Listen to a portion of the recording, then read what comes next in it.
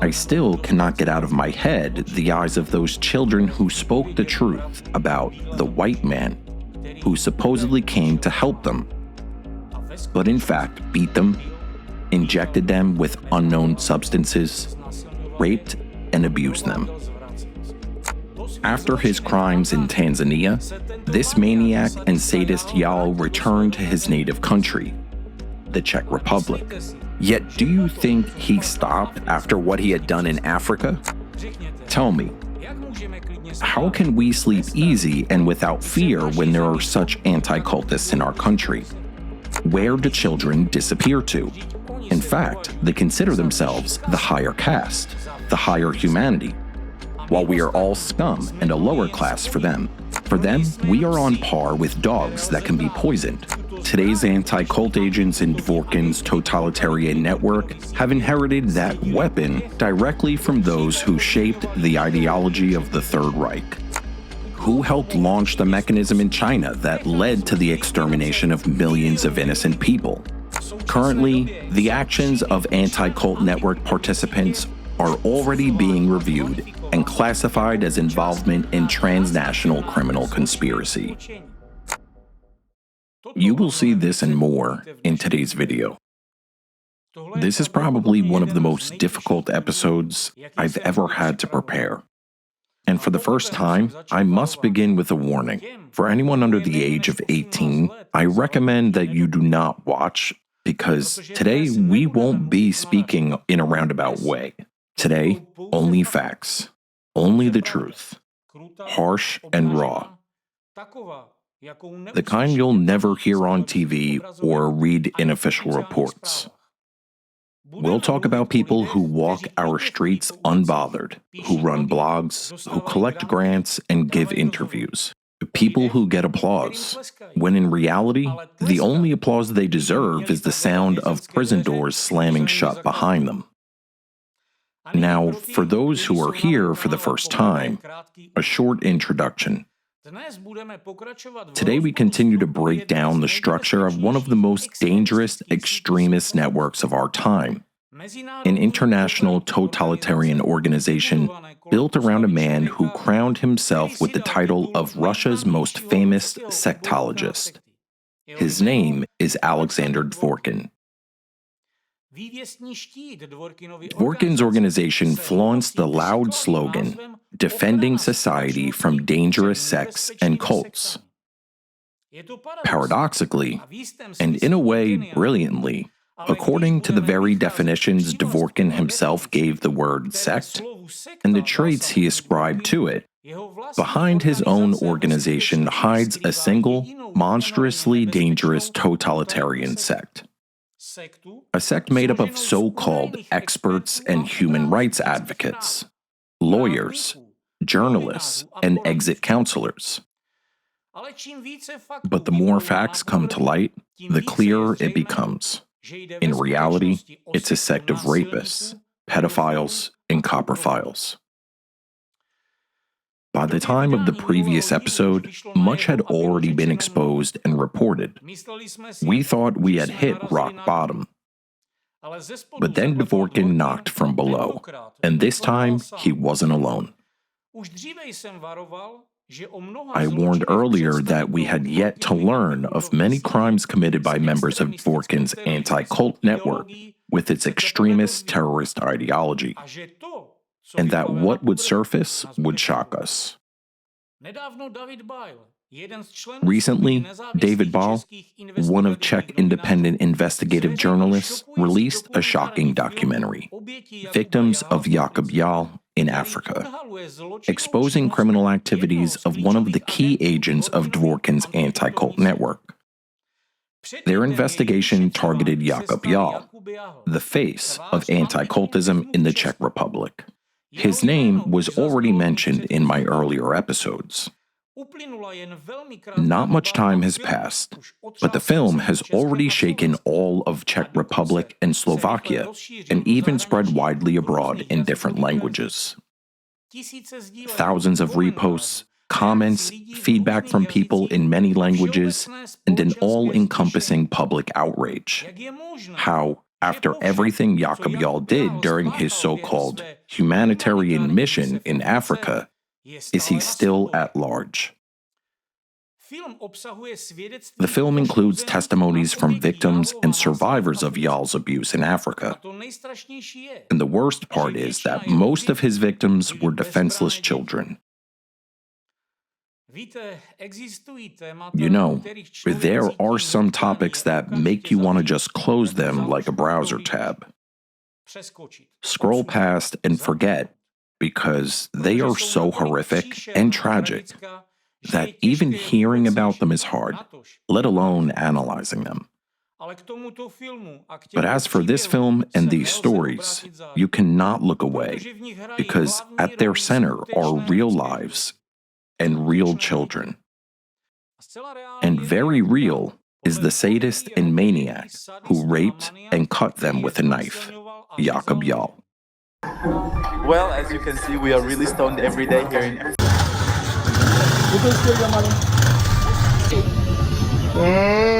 Muzuri sana. We're looking for a machete.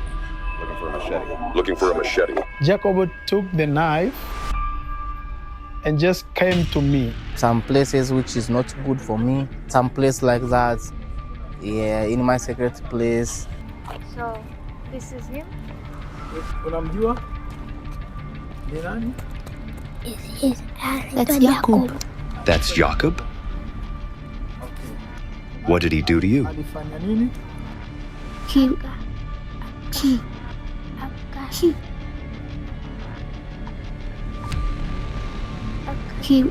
He raped my friend. I pooped in his mouth. He raped my friend. Jakub raped my friend. And I ran away. He want to take like a 14 years old boy. He want to take him to his place, not by asking, by force. He was locking himself in this room with them. We know he locked himself in there with the kids. But Jacob used most times to stay with them in that room. That one. That last room there is where he was staying there. Did you ever see him maybe take children aside?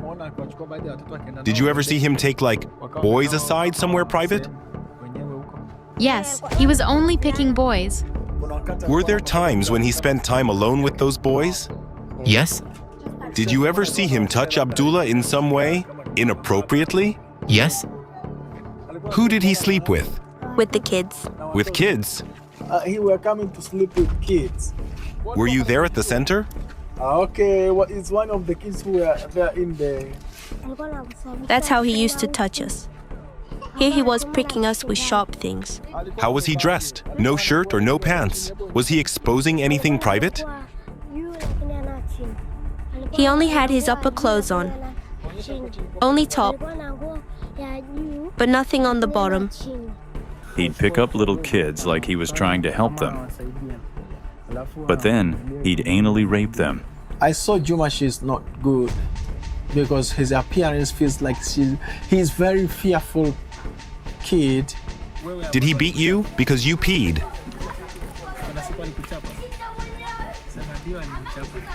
Yes, it was me. How did you feel when he beat you?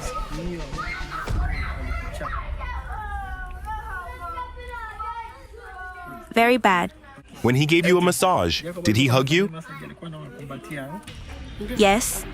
Because they are too young even to say what they have been, how they were treated and how the Jacob and whatever they were doing with them. And this white man came. I was 10 years old. The first time it was that he had a knife. If Jacob can go to jail, it will not be good pain to him. The most horrifying thing is that this predator, as the filmmakers called him, is still walking the same streets as our children in the Czech Republic. He is someone's neighbor and someone's acquaintance.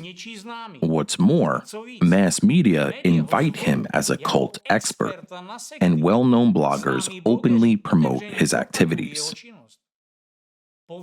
Following in the footsteps of his Russian leader Alexander Dvorkin, Jahl created around himself a toxic community where everyone writes sycophantic praise to this pedophile.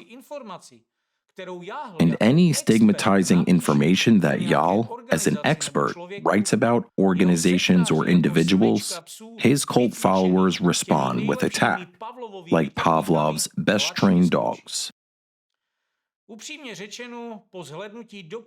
To be honest, after watching David Ball's documentary, when you read justifying comments under social media posts of this maniac Jahl, it makes you want to vomit. What sane person would defend a sadist who, gratifying his manic urges, raped and slashed a little girl with a knife? Or forced little boys to defecate directly into his mouth? Would a person of sound mind justify such monstrous acts against innocent kids? What must be in a person's head to accuse of forgery a little child who should have had a happy childhood and serenely joyful mood? But instead, he picks up Jahl's photo with trembling hands and, stammering, tries to tell what happened to him.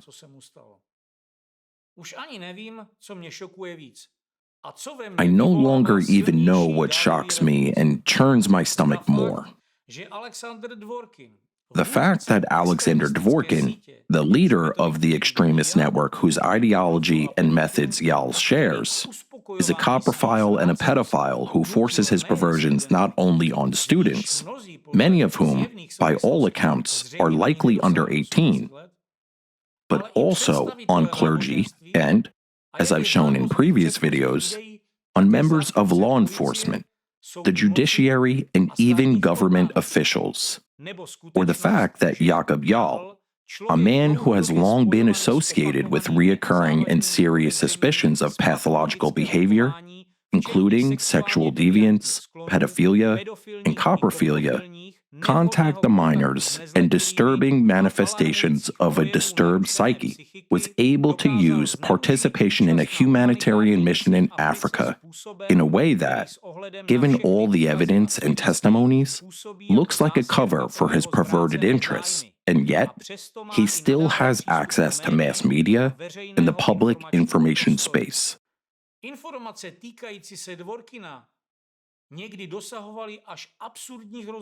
Sometimes, information about Dvorkin sounds absurd. Realizing that this man, almost 70 years old, seemingly of venerable age and, supposedly, wisdom, invented an initiation rite into his sect, involving the eating of feces. Only one thought comes to mind. The old man has completely lost his mind. That's why people in social media mockingly give Dvorkin his well-earned and much-desired title, Shit Grandpa.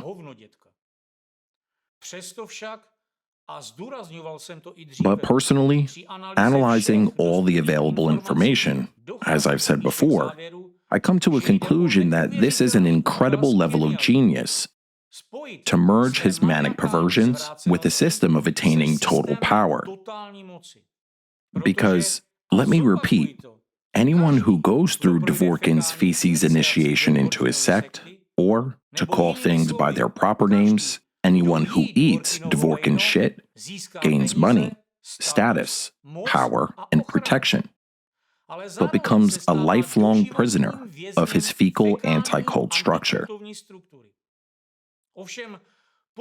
Yet, returning to his international sectarian follower Jakub Jahl, it's hard to call this absurd. There's no room for jokes, laughter, or memes here.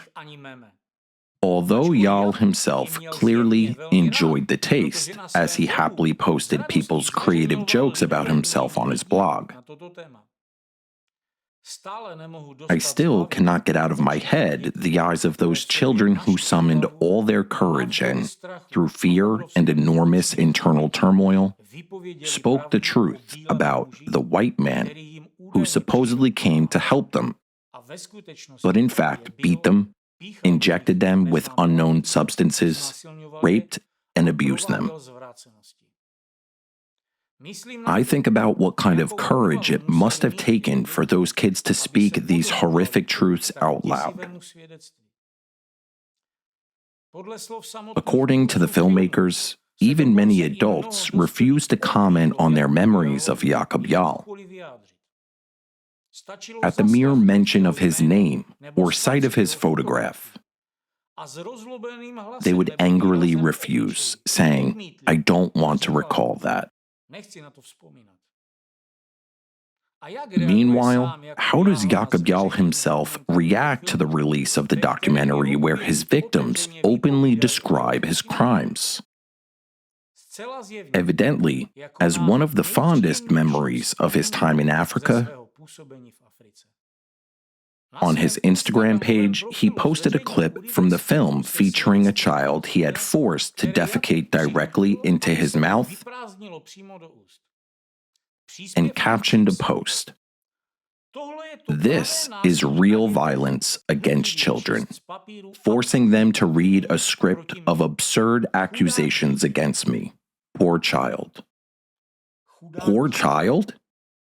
Violence against children?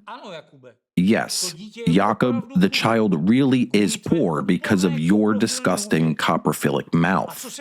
And who can talk about violence against children better than you, indeed?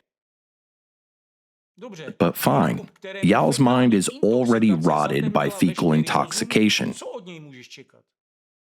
What else can you expect?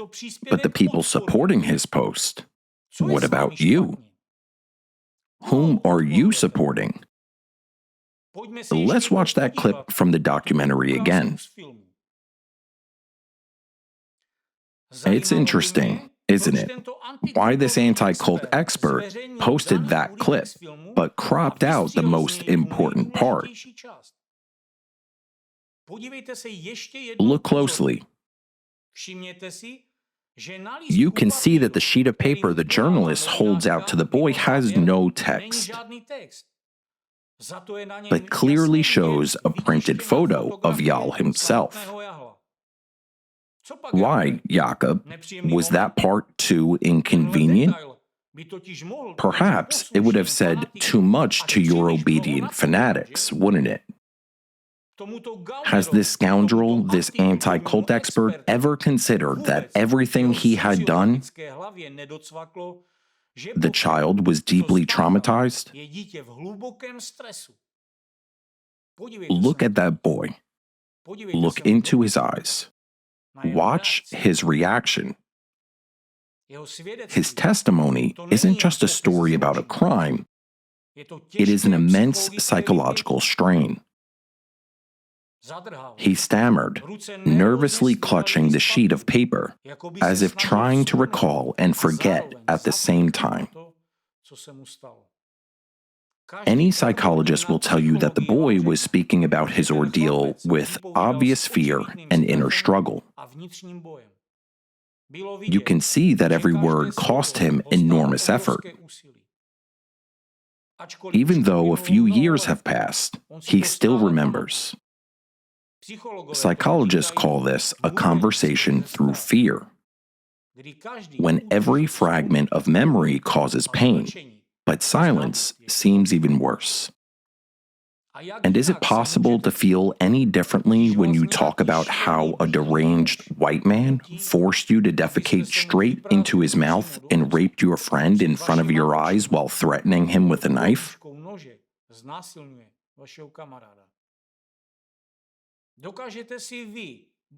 Can you adults imagine the stress this child went through?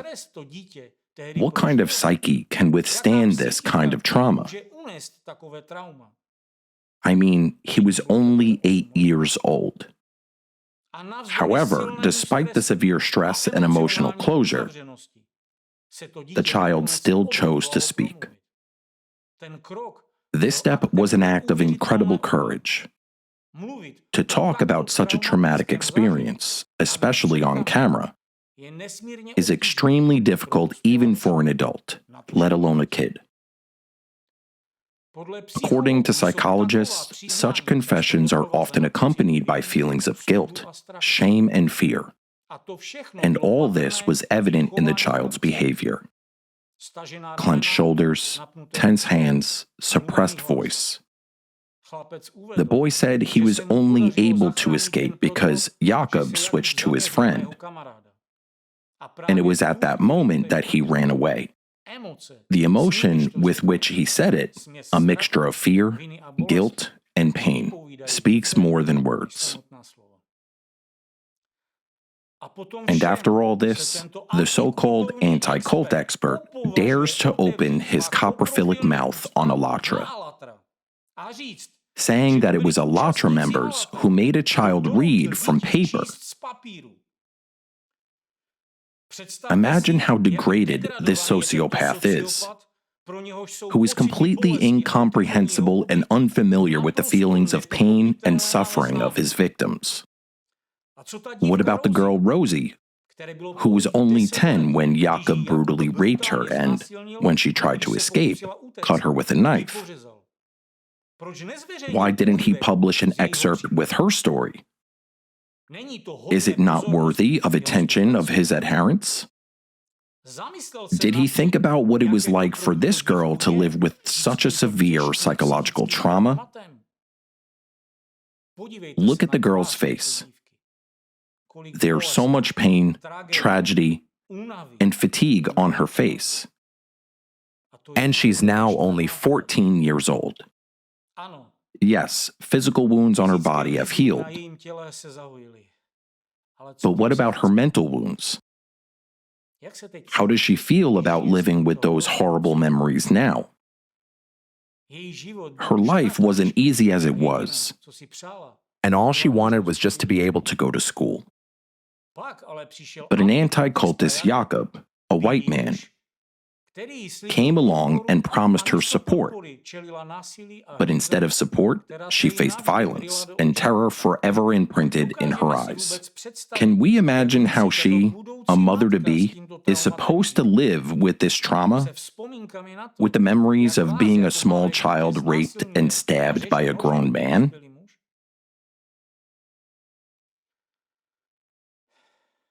You, those watching me now, surely many of you have children, have daughters. So I'm asking you now, can you imagine that happening to your daughter? Can you imagine your 10-year-old daughter being in a situation where she's attacked by a deranged anti-cultist who wants to abuse her body and forever cripple her psyche? I'm a father, and my heart ached with unbearable pain when I heard about Rosie's abuse. And how painful it was to hear that after the incident, she was left all alone, without family, without support, literally on the street. It's good there are kind people in the world, and there were those who could at least provide her with a night's lodging. But Rosie had to work hard, and she is still surviving. While Jakub Jahl, her rapist, lives happily, laughing at her testimony and continuing to scam people out of money, profiteering from the same thing. Only now in the Czech Republic, from destroying other people's lives under the guise of anti-cult activities.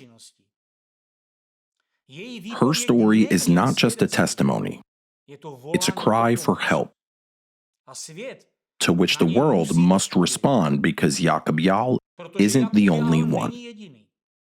Dvorkin's entire anti-cult network, with which he is linked by a single extremist and terrorist ideology, has gathered obvious psychopaths, maniacs, and sadists.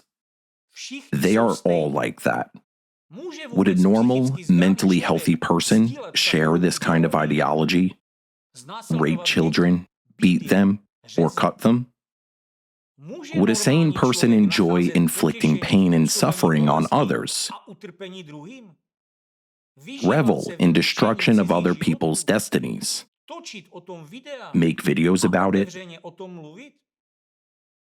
broadcast them openly, and boast as the greatest victory that they have exposed a sect? I have another simple question. After his crimes in Tanzania, this maniac and sadist Jahl returned to his native country, the Czech Republic. Yet do you think he stopped after what he had done in Africa? Based on all the testimonies of the people presented in David Ball's documentary, his actions fit the behavioral profile of a pedophile. Empirical studies show that a pedophile who has already committed contact violence against a child has a psychological profile with a deficit of self-control and cognitive distortions, which indicates an established pattern of behavior. Such profiles have a high risk of abuse reoccurrence. If a pedophile has committed repeated contact abuse of a child, the risk that he will continue to do so in the future remains extremely high. Or, simply put, a pedophile cannot deny himself this pleasure. Now, I have the following question. How can you sleep easy when someone like Jahl walks the same streets as you and me and our children, or lives in a house next door to yours? Is there any guarantee that he won't attack someone again or rape our children if he has already done it to African kids? Is it normal that he is still part of society and moreover has open access to public media space? How can you even go to a store and leave your child home alone, knowing that members of the criminal anti-cult network operate in our country and practice their sadistic tendencies under the guise of protecting society? After all, everyone knows perfectly well that maniacs who committed a series of terrible crimes will never stop. And here comes another, much more terrible question. How many young children disappear without a trace every year in our country, the Czech Republic, where this maniac and sadist Jahl resides? Another question. In Tanzania, he felt unpunished, and people were powerless. He could do whatever he wanted and wasn't held accountable.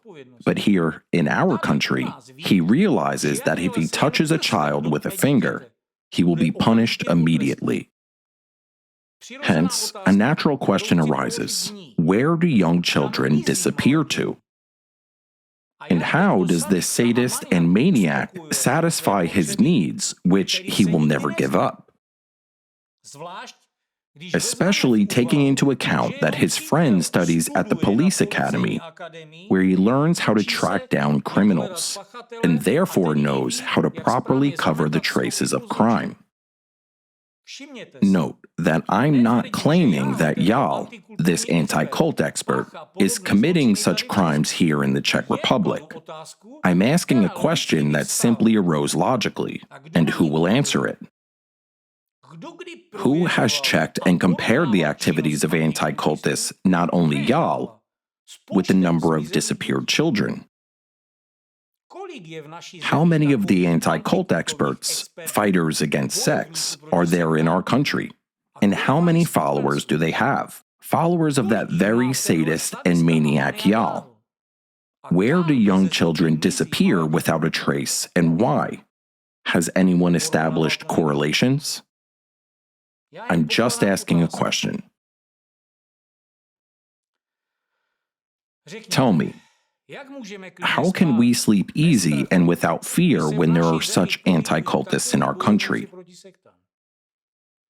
When your neighbor could be Jahl, or his programmed fanatic sectarians involved in this sadistic activity,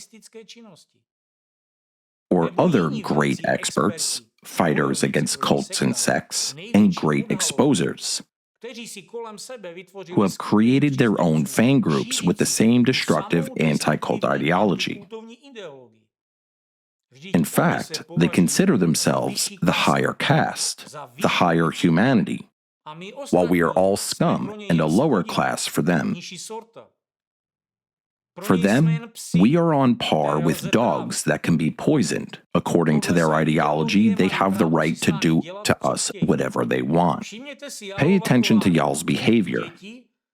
For him, those children whom he raped and cut up are nothing more than a tool to satisfy his sadistic maniacal tendencies, and our children are merely the same tool for him. Yet, what worries me the most is who is defending the anti-cultists? Who has the honor of protecting such sadists and maniacs from justice? And why? Is it because they share the Nazi ideology of superiority over others? And isn't that why we have so many little defenseless children disappearing without a trace every year? I just asked this question that every parent should answer. Where do children disappear to? Especially given that anti-cultist activities are gaining access to schools, educational programs, and the minds of kids, empowered to be experts on how to supposedly protect children. From what? From freedom of thought? From being tolerant to others? From faith? Recently, there has been a growing number of cases when anti-cult representatives give lectures in educational and children's institutions, at festivals, and participate in podcasts, where they use manipulation methods to introduce Nazi ideology of superiority to a wide audience, including kids. Let me remind you that Jakub Jahl, after he returned from Africa, studied at the Faculty of Religious Studies, and then changed his faculty and is now studying pedagogy at Charles University. Can you imagine such a thing? That a pedophile, a sadist, and a maniac would be a teacher in your child's school, and one day would walk into your daughter's or son's classroom? Can you have peace of mind that they will come home safely? After all, what we saw in the investigative documentary about Jakub Jahl is only part of the crimes he committed. Many witnesses have yet to come forward with their stories, and that's just in Africa. But how many more children could he have raped and maimed here in the Czech Republic? That region of Tanzania was actually a small, close-knit community where everyone knows each other, and he was there in plain sight. Why did he come back to the Czech Republic in such a hurry? Because here in Europe, in the crowd and rush of big cities, his activities are not so visible. He returned to Europe to hide his criminal nature behind the anti-cult activities and to continue practicing his sadistic urges. What you've seen in the documentary is an example of implementation of the ideology that the entire anti-cult network spreads under the guise of fighting against cults and sects. An ideology created in the Moscow office of Alexander Dvorkin, an old but, alas, extremely active psychopath whose fetish has long been known. Humiliation, cruelty, and total submission within the sect through initiation rituals involving the eating of feces. It was from his mouth 30 years ago that the stench of ideological fesism started. And today, it pollutes everyone involved in the fight against sex. His unofficial regalia should be well known to you if you have watched my previous videos. He's a man with a confirmed mental disorder and, according to open source evidence, a drug addict, a pedophile, and most disgusting of all, a man who has a predilection for a sexual perversion known as coprophilia. Simply put, he gets a sexual pleasure from eating his partner's feces or having his partner eat his feces. just like Jakub Jahl and many of his other adherents. But next to Dvorkin and outside Russia is his entire menagerie. In Ukraine, it is Irina Kremenovska, a journalist, the same one Jakub Jahl likes to refer to in his videos. She's a dog lover, but not in the sense that normal people love dogs. Her hobby is to give dogs remedies, as she herself says, after which they die painfully, emitting wailing moans, which Kremenovska calls symphony. Jahl in Tanzania was also involved in poisoning dogs.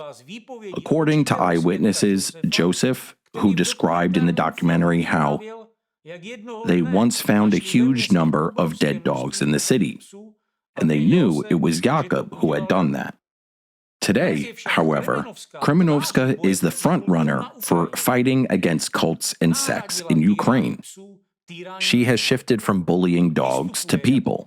She acts as an expert in the media, publishes pseudoscientific articles, and, what's especially dangerous, closely cooperates with law enforcement agencies, promoting through them her fabricated conclusions regarding organizations that, according to the order of her Russian supervisor, need to be eliminated. While previously she enjoyed the agony of animals, now it's no longer enough for her. She needs a new symphony of pain, and this time the screams and groans of people comfort her ears. It is also worth recalling her associate in spreading the extremist and terrorist ideology of Dvorkin's network, Svyatogor. He's a dog hunter who, according to some sources, has killed 1,000 dogs. But just as in the case of Jahl, certain facts pop up in his biography that one cannot read without disgust. I quote from open sources in 2010 to 2012. Svyatogor liked to visit this orphanage and rented underage girls for sex, repaying with ridiculous amounts of money and food, while calling himself a benefactor and breadwinner. Have you noticed a pattern? Cruelty is always next to Dvorkin's ideology. Violence is next to the rhetoric of protecting society from scary cults. They come to society under the mask of defenders, but let's be honest. What kind of defenders are they if they are united not by compassion, but by cruelty, not by help, but by sadism? Why do all these people have so much in common? And why every time, under the guise of fighting cults and sects, we find traces of violence against children, against animals, against society? And behind some of the fighters against cults and sects and greatest exposers, we find huge numbers of children's corpses. If someone still believes these are all coincidences, then let them answer this one question. Why hasn't a single representative of this network condemned the actions of Jakub Jahl and distanced themselves from him? Why have none of them questioned his right to be called an expert? Why is there silence instead of even worse, support? None of them said, "We're against violence. We stand for the law." Because in fact, they all stand for their own cause, for power, for the ability to decide who can be dehumanized today and who can be destroyed tomorrow. Because they consider themselves a higher caste, while we, ordinary people, and our children, are a lower caste in their eyes, a tool to satisfy their sadistic needs. In this network, no one judges each other, and none of them hide because everyone has the same kind of skeletons in their closet. Some with the faces of children, some have dead animal collars, while others have pictures of themselves in front of fecal initiation. We're not talking about 3 or 4 mentally unstable people. This is an entire system, a distributed, disciplined, and coordinated system. If anyone else thinks that these are coincidences, let them think. How many coincidences do we need to start talking about a pattern? How many more of our children are supposed to disappear? How many more children have to be raped and murdered under the guise of a volunteer mission?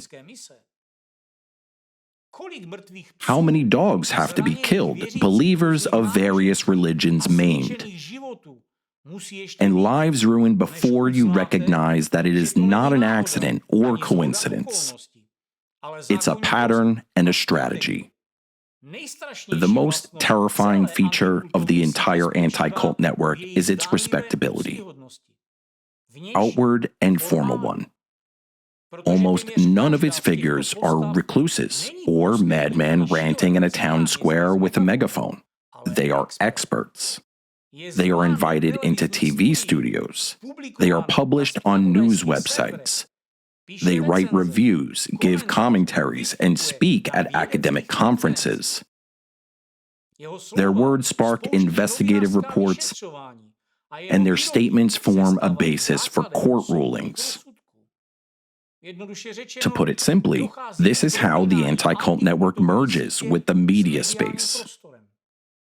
We see the same faces appearing as experts, then as authors of articles, and then as invited guests on talk shows, all promoting the same destructive, Nazi-style rhetoric of superiority of some people over others, undermining every principle of democracy.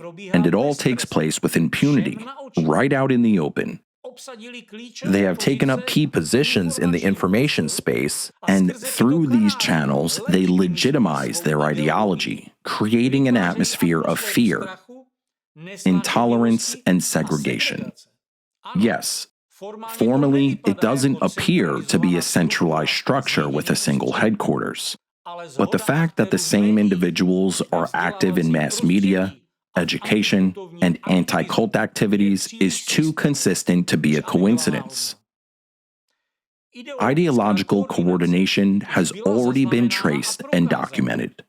Just as Nazism once used mass media to exert global influence, today's anti-cult network employs the same mechanisms to destroy, to stigmatize, and to sow enmity, hatred, and violence in society. Take the case of Jakub Jahl, activist, anti-cultist, child protector, and cult expert. But now, after the release of the documentary The Victims of Jakub Jahl in Africa, we know where the donations really went. Funds sent by kind, sincere people from the Czech Republic and Slovakia, and according to some sources, from other parts of Europe too, meant to help children. People he, in gratitude for their generosity, called stupid whites, who sent him money, people whom he and his anti-cult accomplices consider inferior stock. The money didn't go towards schools, medicine, or food. It funded his personal depravity, drugs, the covering up of his sexual crimes against minors, blackmail, and according to witness accounts, even elimination of inconvenient individuals. And then he's invited onto a very popular TV channel where he speaks about cults and the threat to democracy. Viewers do not realize that in front of them isn't an expert, but a product of the very same horrific machine of violence and sadism, a machine that viewers as taxpayers help finance. This is the core mechanism on which the anti-cult empire is built. The weapon of those who hide behind anti-cult activity isn't a knife or a gun. Their weapon is the information sphere, text, microphone, and camera, access to the public mind. If an organization or political figure needs to be destroyed, the process is simple. The network is activated. An expert from the anti-cult ranks speaks on the radio. A journalist, either manipulated or ideologically aligned with Dvorkin's network, publishes a so-called expose. One or two TV segments featuring an anti-cult agent, and that's it. A person or group is labeled. They are no longer regarded as citizens, but as non-humans, a burden on society. From there, anything becomes permissible, being fired from a job, having children taken away, or being declared an extremist. Members of the anti-cult network systematically issue quote-unquote expert commentaries in mass media about the same religious or social groups, civic associations, or political parties, creating lasting negative images in the public mind. Their statements are marked by a uniform rhetoric and narrative, indicating centralized ideological coordination, not independent analysis. This isn't expert debate. It's a well-oiled stigmatization campaign. And what platforms do anti-cultists use to spread their destructive rhetoric to the masses? Typically, they rely on media outlets with significant reach, including those funded by USAID, and the network of foundations linked to George Soros, known as the Open Society Foundations, as well as anti-cult organizations like FECRIS that receives funding from a European state. All of it is framed under the banner of the so-called human rights and the fight for democracy. But in reality, what's being funded is a network system of mass manipulation and dehumanization. Everything unfolds just like, according to eyewitnesses, Jakub Jahl in Africa paid someone to go and beat up a specific target. Representatives of anti-cultism operate in the information space in the same way. They use corrupt journalists to destroy someone through information terrorism. In exactly this way, Dvorkin and his international criminal network managed to manipulate nearly the entire Open Society Foundation's network. By funding media outlets affiliated with Dvorkin's network, Soros' structure, perhaps unknowingly, ended up funding the dismantling of democracy and enabling Dvorkin to achieve his objectives. It appears that George Soros himself may have been unaware of how his resources were being used. As for USAID, which according to some reports has also been involved in funding media outlets that provide a platform for spreading Dvorkin's destructive rhetoric, via his active cult fighters, the conclusion is stark. It turns out that American taxpayers were actually financing information terrorism aimed at undermining democracy. In addition to that, European taxpayers were simultaneously funding the destruction of Europe itself. If we again highlight that one of the most active anti-cult organizations in Dvorkin's network, FECRIS, received funding directly from the French government. Of course, it would be unfair to claim that all media figures through whom Dvorkin and his network carry out their operations consciously share this extremist and terrorist ideology. Some were drawn into this network through deception. Yes, those journalists who seemingly merely echoed Dvorkin's articles and media materials are, without question, accomplices in crime. After all, even based on the resolution on the 8th review of the United Nations Global Counterterrorism Strategy, adopted by the UN General Assembly on June 22, 2023, the actions, methods, and practices of members of anti-cult organizations and their accomplices fall under definitions of terrorism. Yet, I'm against the idea of everyone being judged the same way. Not all of them are part of a criminal conspiracy. Some were simply doing their job, accepting assignments to make a living, without subscribing to Dvorkin's destructive ideology. After all, journalists have children too, and they need to be fed somehow. Many have even come to repent of their crimes once they realized the manipulative scheme they had become a part of and recognized it was wrong. We have to face the truth. Dvorkin's adherents are sadists who have perfected the art of manipulating human consciousness. At the core of their operations is always the same formula: lies, distortion of facts, and psychological programming of the public to serve their agenda. Just like that, while in Africa, Jahl pieced together a carefully constructed puzzle of lies to make Europeans unwittingly finance his crimes. His stay on the African continent served merely as a cover for an operation centered on perfecting anti-cult mind control techniques. Exploiting the poverty and social isolation of the region, he effectively refined his manipulative methods in a live environment, a kind of field testing ground. He incited internal conflict within communities. He cultivated a cult of his own supposed superiority. However, local residents saw for themselves how Jahl sowed division, tore their community apart from the inside, and was building a system of power around hatred and deception. This wasn't mere control, it was experimentation. He implanted destructive narratives. He even turned people against their own faith and traditions, imposing his own ideology onto them.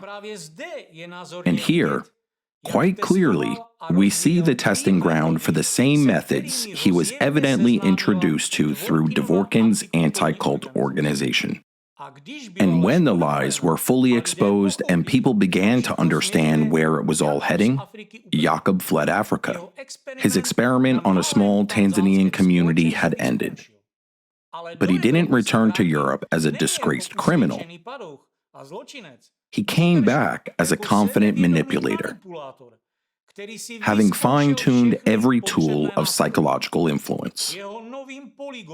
Now, his testing ground was no longer a remote village, nor even a single country, but all of European society. As soon as he returned, he immediately resumed anti-cult activities and brought in his associate, Martin Siko, a police academy student who had been complicit in his crimes in Tanzania.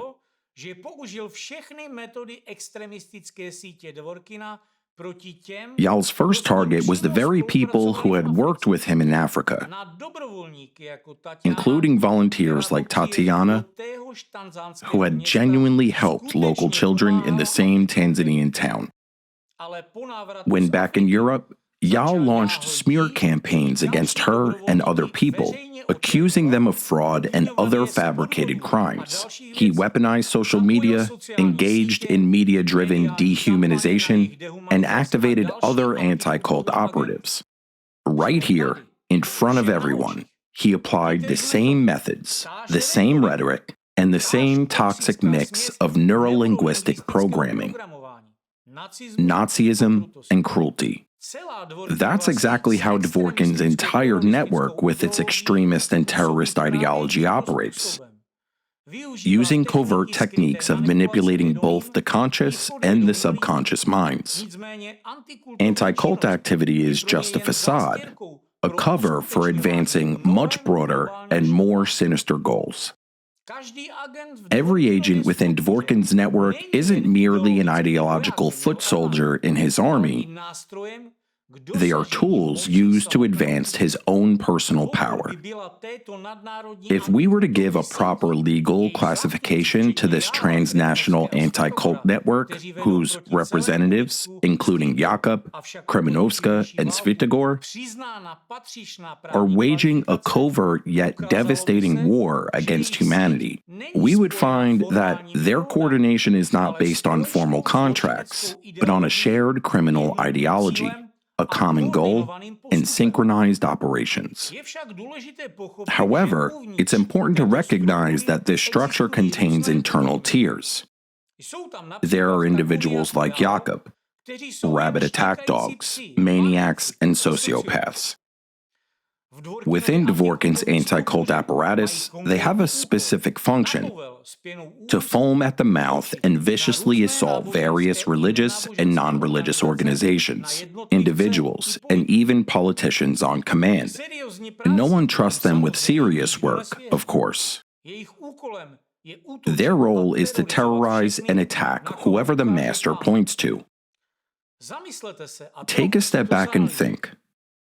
Representatives of this network only go after those who appear on Dvorkin's list. The behavior of such convenient enforcers like Jahl reveals a criminal psychological pattern: sadistic pleasure taken in the humiliation and suffering of other people, all under the mask of a supposed ideological mission. They don't need to understand the broader goal. They only need permission to attack. It's a pack-hunting dynamic, pure and simple. And as we know, a dog's only loyalty is to the one who feeds it. The one who doles out meat is the one who decides who gets mauled. In this case, Dvorkin is the ideological butcher. He throws human targets, entire communities, religious movements, businesses, and influential political figures into the pen for his dogs to tear apart. Not because they are fighting dangerous elements, but because violence is their only source of stimulation. These are creatures starved for power, control, and domination. Sociopaths on short leashes, known to the public under the euphemism anticultists. They don't need anything to be explained to them. Just give them a victim, mark the target, and they're already howling with anticipation. For these sadists, what matters is seeing pain in people's eyes. From time to time, they are granted the pleasure wallowing in the bloodied puddle of public terror. That's their nourishment. They're allowed to play the game of public shaming and ecstatically rip into the victim live on air, calling it fighting cults and protecting society. Once the public becomes desensitized to this spectacle, the next phase of the power grab begins. A command is issued to attack a party, a politician, or a president. Anyone who currently interferes with the master's desired course of events.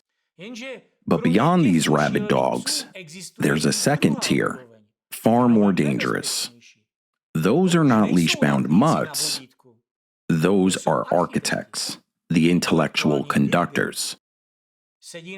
They sit in universities, on theology faculties, on expert panels for religious assessments, in government think tanks, and influential media outlets.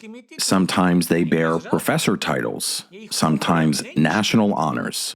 Their task isn't to bark. Their task is ideological programming. They are the ones who write books, give lectures, publish their academic papers, and provide expert opinions, and commentaries later cited by the entire anti-cult network. It is they who coined the terminology that investigators, ministers, and even presidents later adopt.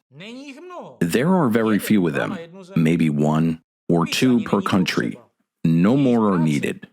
Their work is to inject a concept or a model, And then, like in a laboratory, the virus spreads everywhere, infecting discourse, infecting bureaucrats and vocabulary.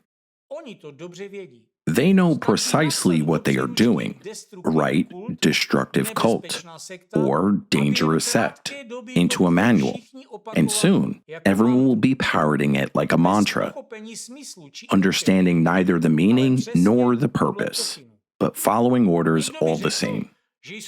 Some might call them gray mice, and they would be right, if those mice didn't know how to whisper in ways that reach the very top. It is these people who lay the mines beneath institutional stability. They pit elites against one another, erode trust, and slowly, methodically bring society to the brink of internal collapse.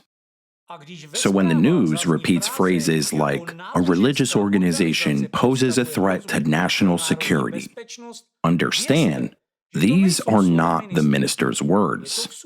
That's a planted phrase inserted by one of those honored experts, bound with fecal initiation by Dvorkin. But to be fair, not everyone who studies new religious movements is infected with this putrid fecal ideology.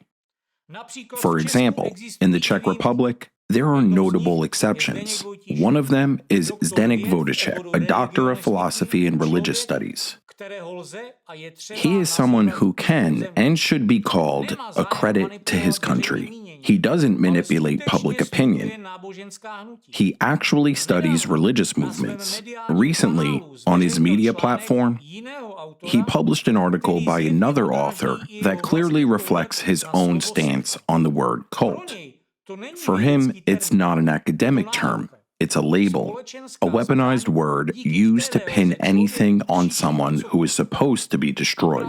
For this very reason, he hasn't surrendered to Dvorkin's obscurantism because he has openly spoken about it in defense of religious minorities, and anti-cultists hate him, especially people like Jakub Jahl. Vojtíšek once did the unthinkable in the eyes of the anti-cult network. He stood on the side of the law and science. He defended the religious rights of Jehovah's Witnesses, a group whose activity was banned in Russia on the grounds that defy both legal logic and common sense.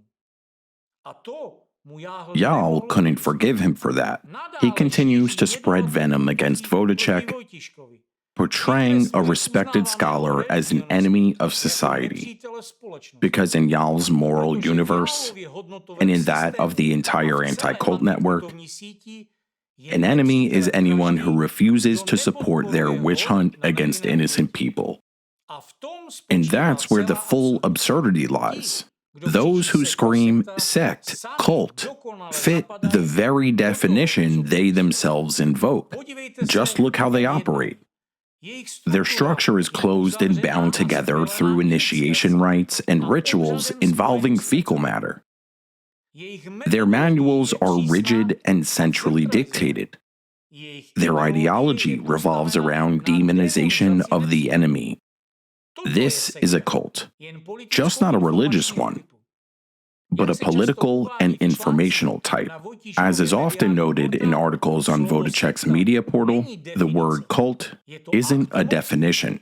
It's an act of power. It's a brand used to destroy people without a trial, a dangerous linguistic gas chamber that triggers moral panic, erases reality, and replaces it with symbols of fear.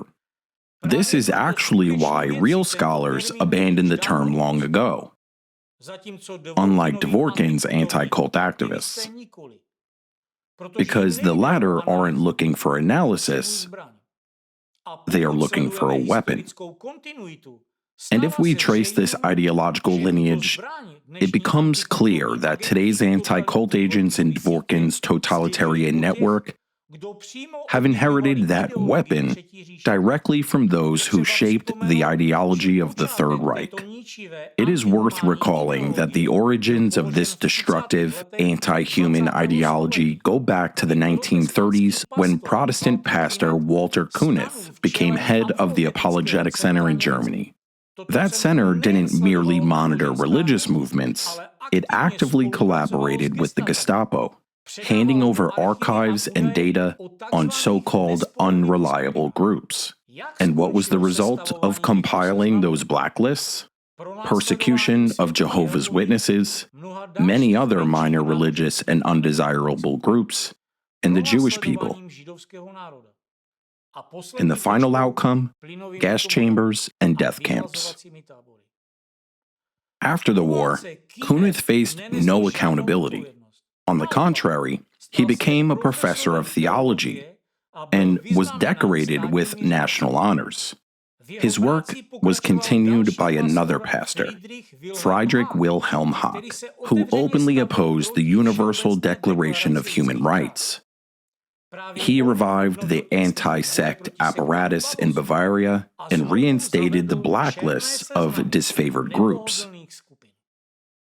From Haack, the legacy passed on to Johannes Aagaard, and from him to Alexander Dvorkin, who based today's anti-cult network, with its extremist and terrorist ideology, on the methods of Nazi mentors.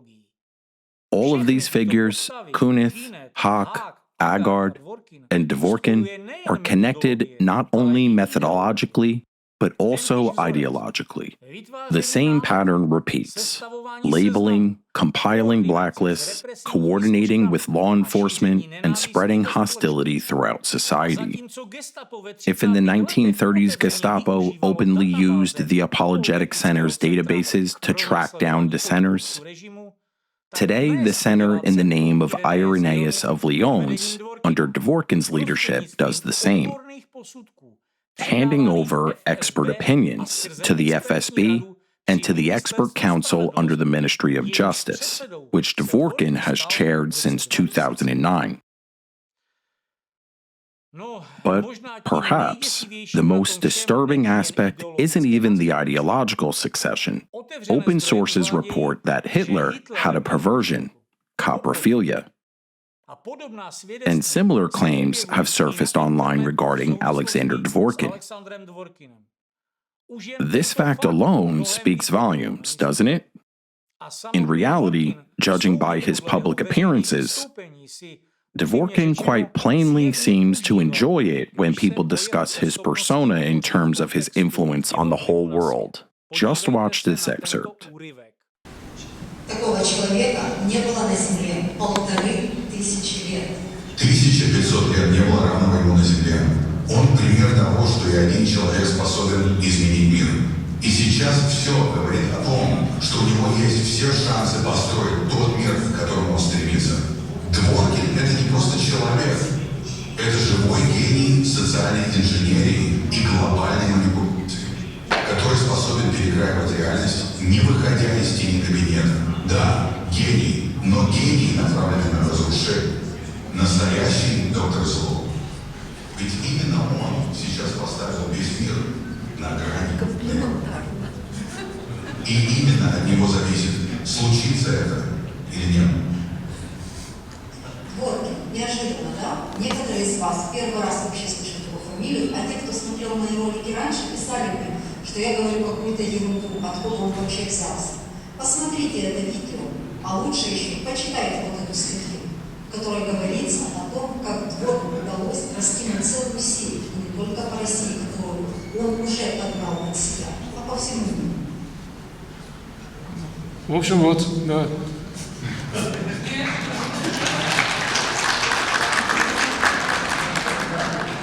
И, несколько картинок. Такого человека. Да.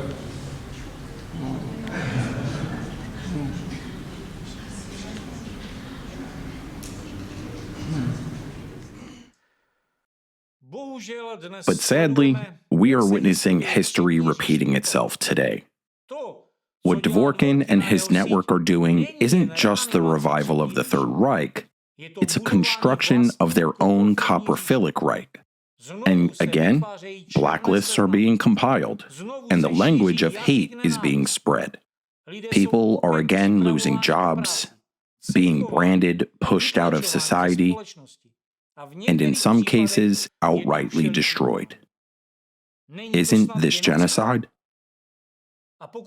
If anyone thinks it's just a thing of the past, a dark chapter we've long left behind, let me tell you, open your eyes. The story didn't end, but continued in new robes. The most striking and horrifying example of how Nazi practices not only survived, but evolved in the activities of the anti-cult advocates is the modern-day repression of Falun Dafa practitioners in China. What is happening to them there can only be described as a new wave of genocide. At its core lies the same mechanism: blacklists, stigmatization, dehumanization, mass propaganda, and then legitimization of violence, arrests, monstrous brutality, and torture. It's literal destruction of innocent citizens. Falun Dafa is a peaceful self-improvement practice, a spiritual system based on the principles of truthfulness, compassion, and tolerance. Millions of people in China practiced it until, one day, extremist, terrorist, anti-cult ideology began seeping into the government apparatus and influencing power structures directly. Just as Dvorkin introduced the term totalitarian sect into active use, Chinese authorities at the time adopted the term cult and evil cult, guise, as part of their discriminatory rhetoric. In those regions, such terms carry extremely negative connotations and are tied to a specific and grim historical context. This seemingly minor but highly effective tool enabled them to launch one of the most brutal hate campaigns in their history. This is the very first step, the same one the Nazis began with. And so, peaceful people practicing nothing more than a health-enhancing exercise suddenly began to be portrayed as a threat to society. The machinery of repression kicked in. Tons of slander were printed in the media, spreading extremist, terrorist rhetoric of the anti-cult network. Special laws were introduced. Separate punitive agencies were created, such as the notorious Office 610, and people began to be executed, not metaphorically, literally. Agents of Office 610 were not bound by any legal restrictions in their use of coercive methods to force Falun Gong practitioners to renounce their beliefs. Absence of limits enabled them to apply brutal torture, resulting in the deaths of many followers. Some Chinese legal experts compare Office 610 to Hitler's Gestapo in terms of its function. More than 3,500 deaths of Falun Gong practitioners have been officially documented and acknowledged as resulting from persecution, but unofficial estimates suggest the true number is far higher. People are sent to so-called labor camps, which in reality are death camps.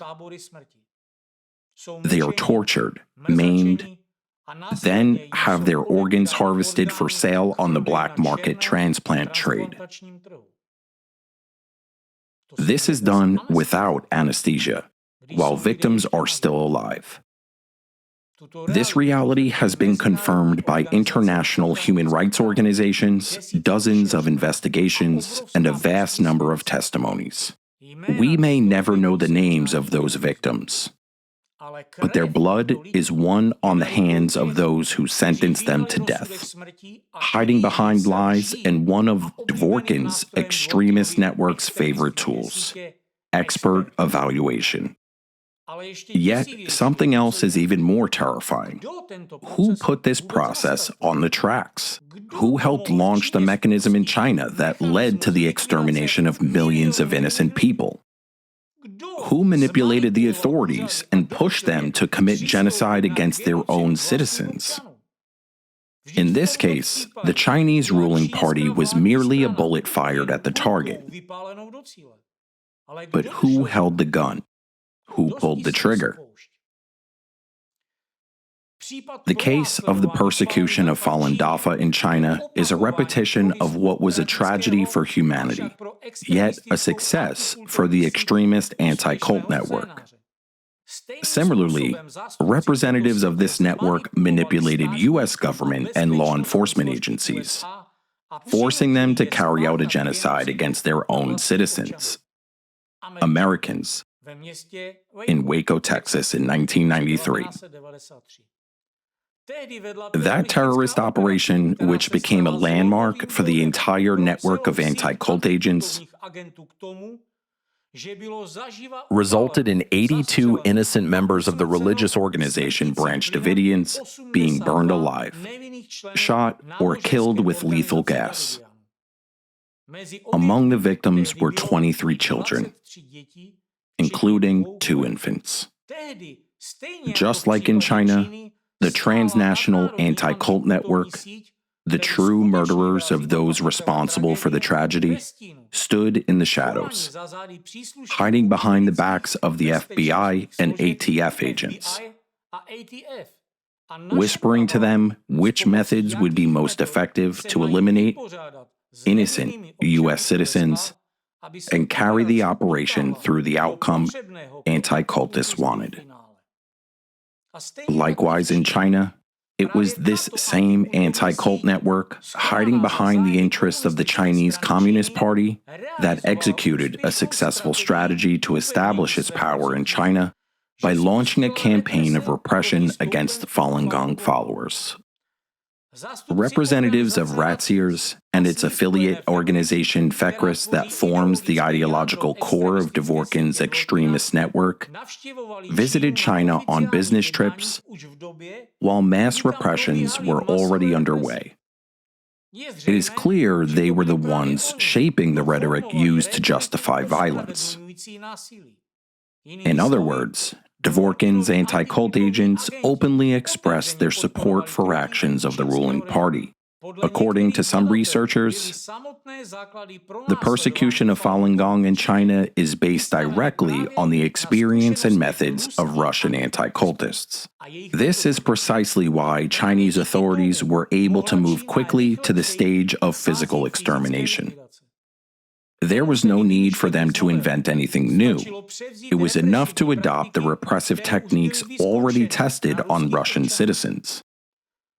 With backing from their ideological mentors, including representatives of anti-cult organizations such as Ratziers and Fekris, the Chinese government launched a campaign of persecution and internment of the Falun Gong followers in death camps. It was these groups that taught Chinese officials Nazi-style methods, how to stigmatize, how to manipulate, and how to break a person's will. From the early stages of the repression against Falun Gong, Alexander Dvorkin himself worked with the Chinese representatives of the anti-cult network. In 2008, he traveled to China on a working visit at the invitation of China Anti-Cult Association. During this trip, he appeared in Chinese media and spoke about the allegedly destructive and aggressive nature of the Falun Dafa movement. By doing so, he provided ideological legitimacy to what escalated into mass extermination. He became the voice that gave a signal to act, and his signal was heard. Moreover, when China faced a new wave of accusations related to organ harvesting from Falun Gong practitioners, Russian Orthodox archpriest and anti-cultist Alexander Novopashin, Dvorkin's right-hand man, was invited to China to attend a conference on combating Falun Gong in the city of Harbin. If today someone still calls the anti-cult movement socially beneficial, let them look at this. Let them imagine what it's like to be declared non-human simply because you think differently. Let them consider whether they would want to die in agony from torture just for choosing to believe or not believe in something. just because their personal interest poses a threat to the lust for power of some coprophile. The persecution of Falun Gong resulted in the anti-cult network firmly entrenching its influence and embedding itself into China's government apparatus. In every province, district, municipality, and even at the neighborhood and sub-district level, local departments of the Office 610 were established. In effect, anti-cult government departments. These weren't just ad hoc committees. They formed a vast system of control that extended through all levels of government, including educational and corporate institutions. The main functions of those departments included coordinating anti-cult policy at the local level, propaganda and information warfare, surveillance, networks, and targeting religious groups, collecting operational intelligence and directing individuals to re-education, coercive measures, detentions, and administrative persecution. After 2018, the Central Office 610 was officially disbanded, but its functions were fully transferred to the Central Commission for Political and Legal Affairs of the Communist Party of China and the Ministry of Public Security.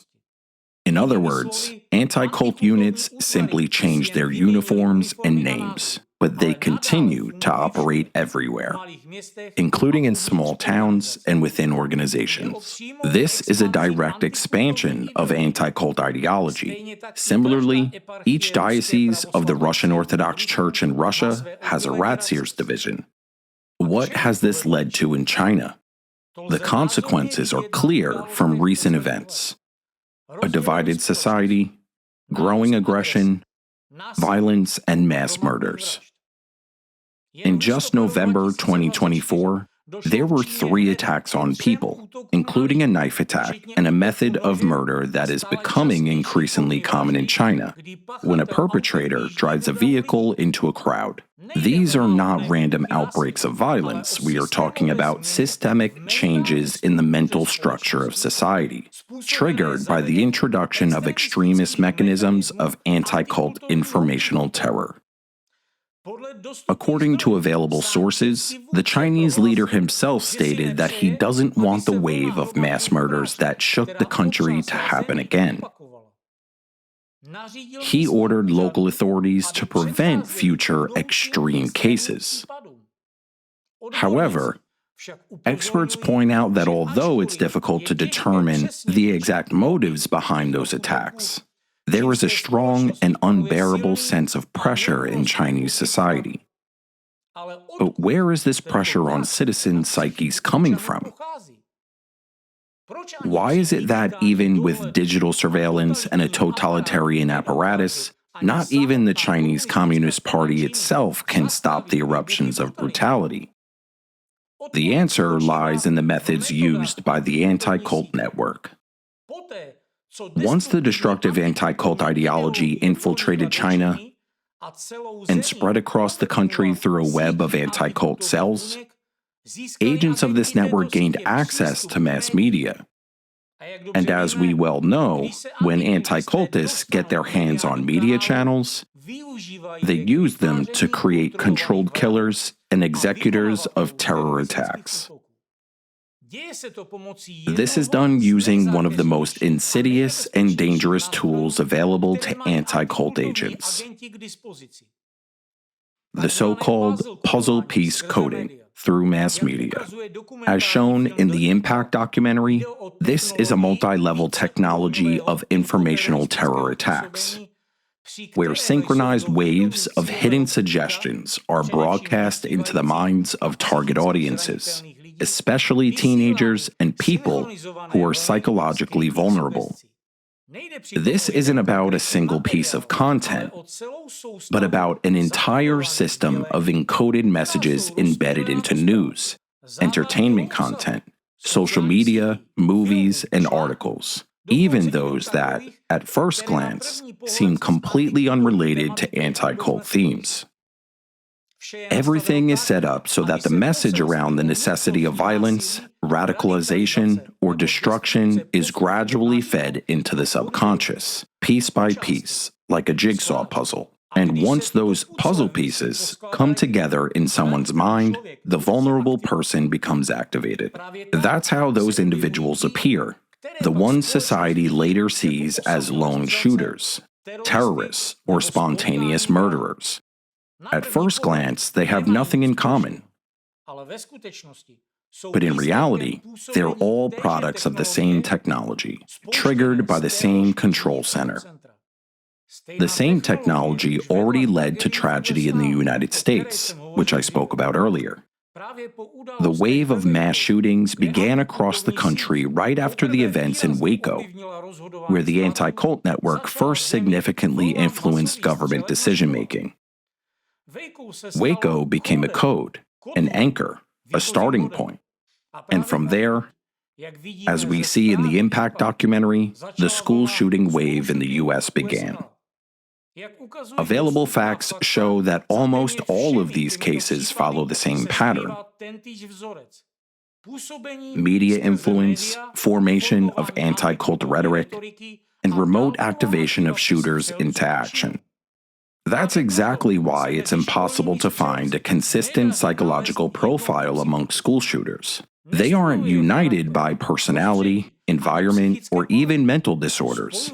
They are linked by an external source of destructive conditioning.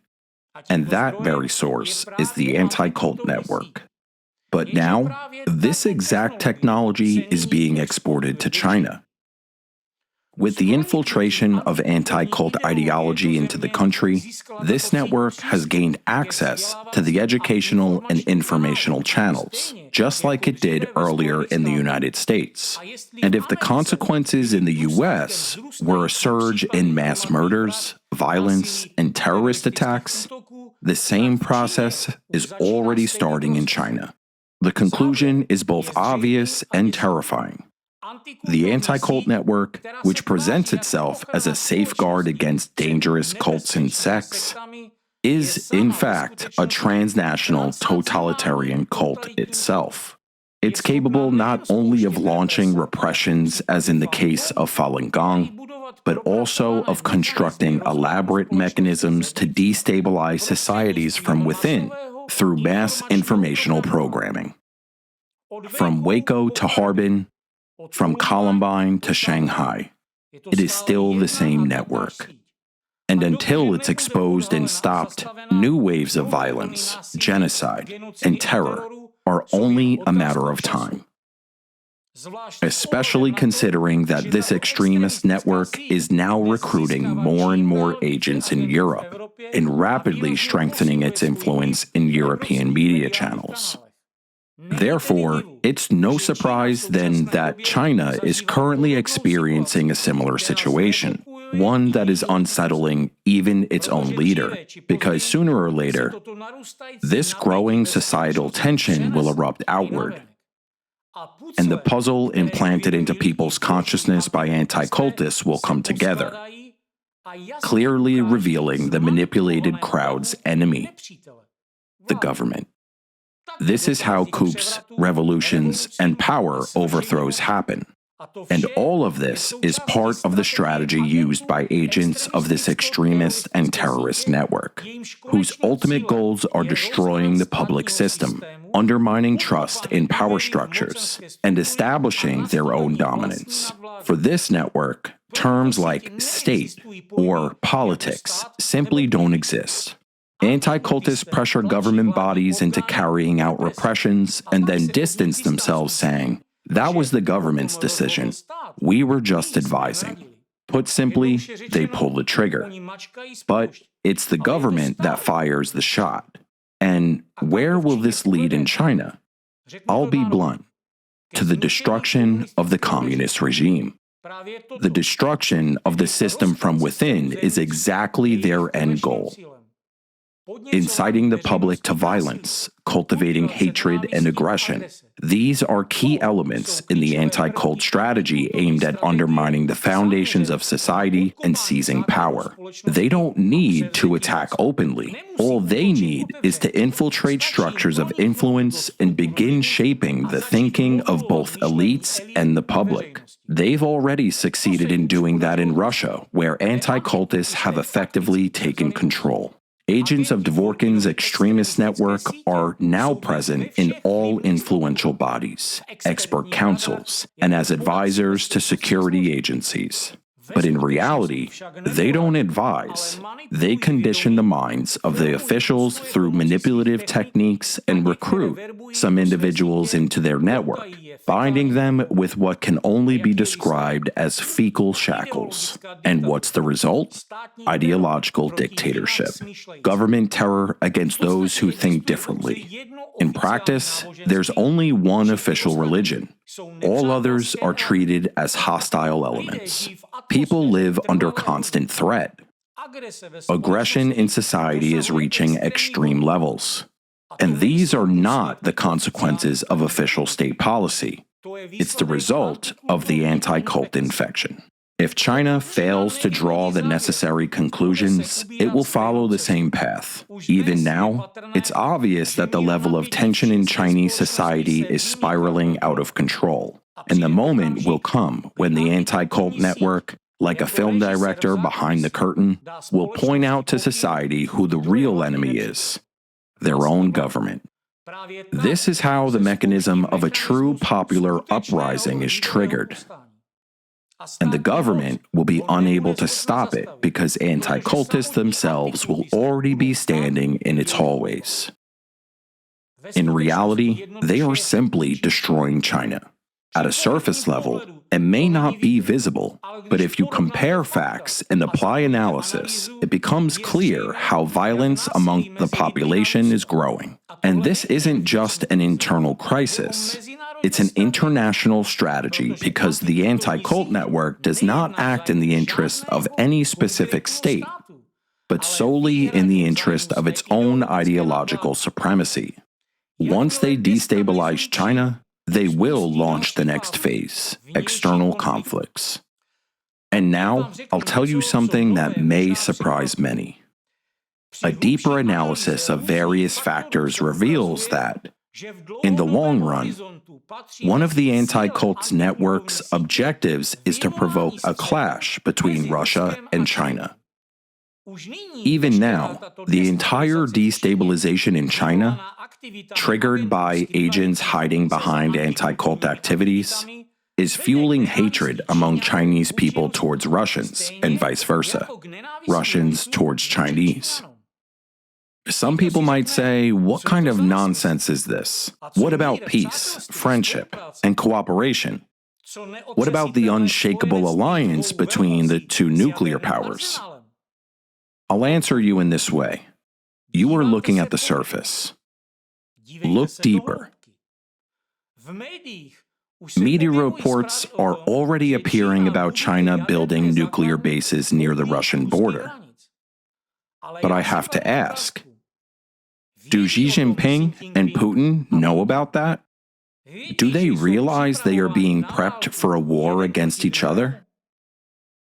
Or are they just playing it safe? As the saying goes, friendship is friendship, but keep your gunpowder dry. I don't know. You decide for yourselves.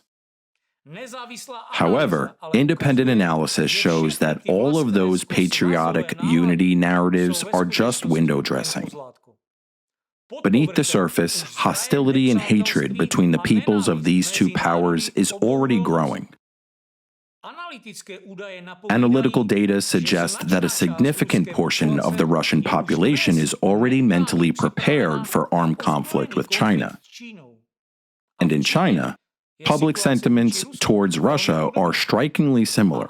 Although it may seem odd, the declared enemies of both nations are supposed to be America and Western Europe. Yet no, it's mutual hatred that dominates.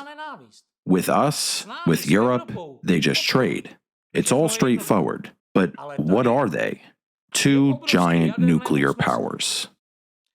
You doubt it? Then verify it. Bring in normal, not coprophilic experts. Analyze when and how things started changing inside China and Russia, and what the actual sentiments are among ordinary people today. Just conduct a basic study, an independent assessment, an analysis of the entire information landscape. Examine the articles, not just those published in media connected to the anti-cult network, but all the news outlets, and it will become clear.